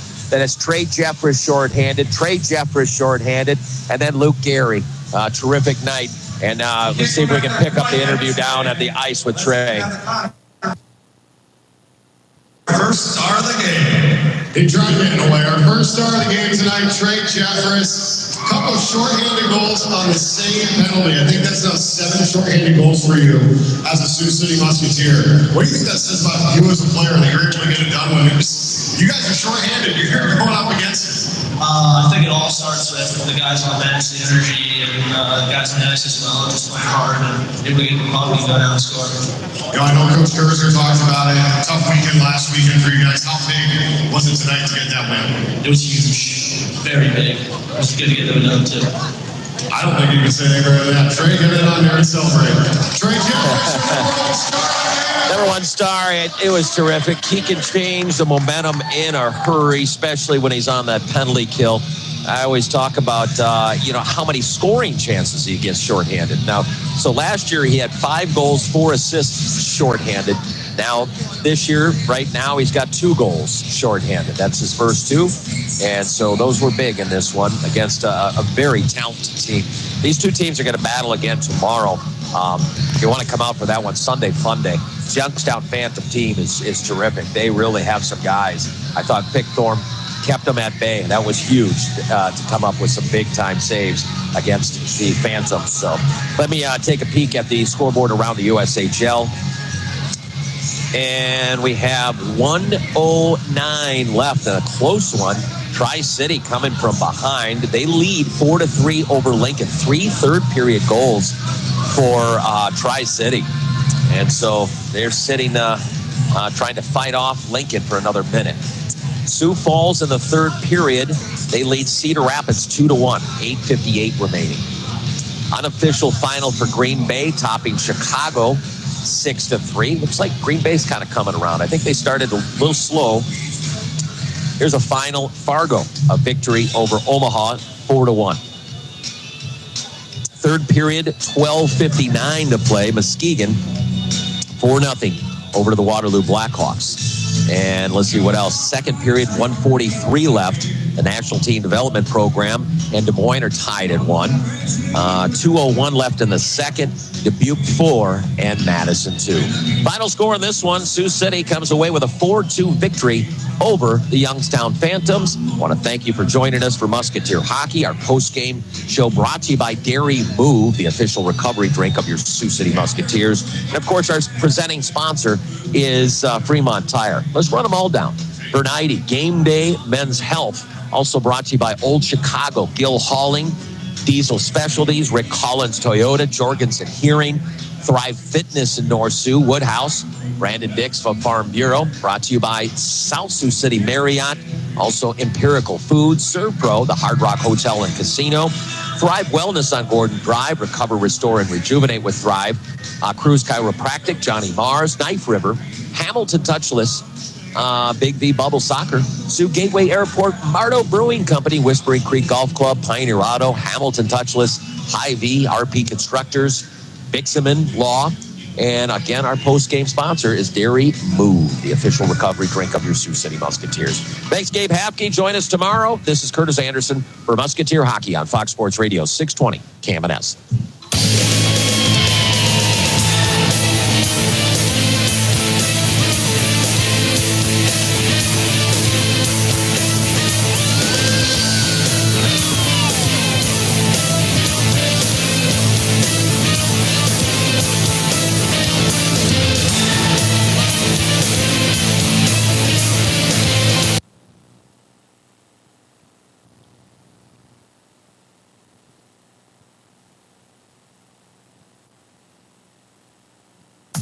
We thank you for joining us for this special presentation of Western Reserve Radio.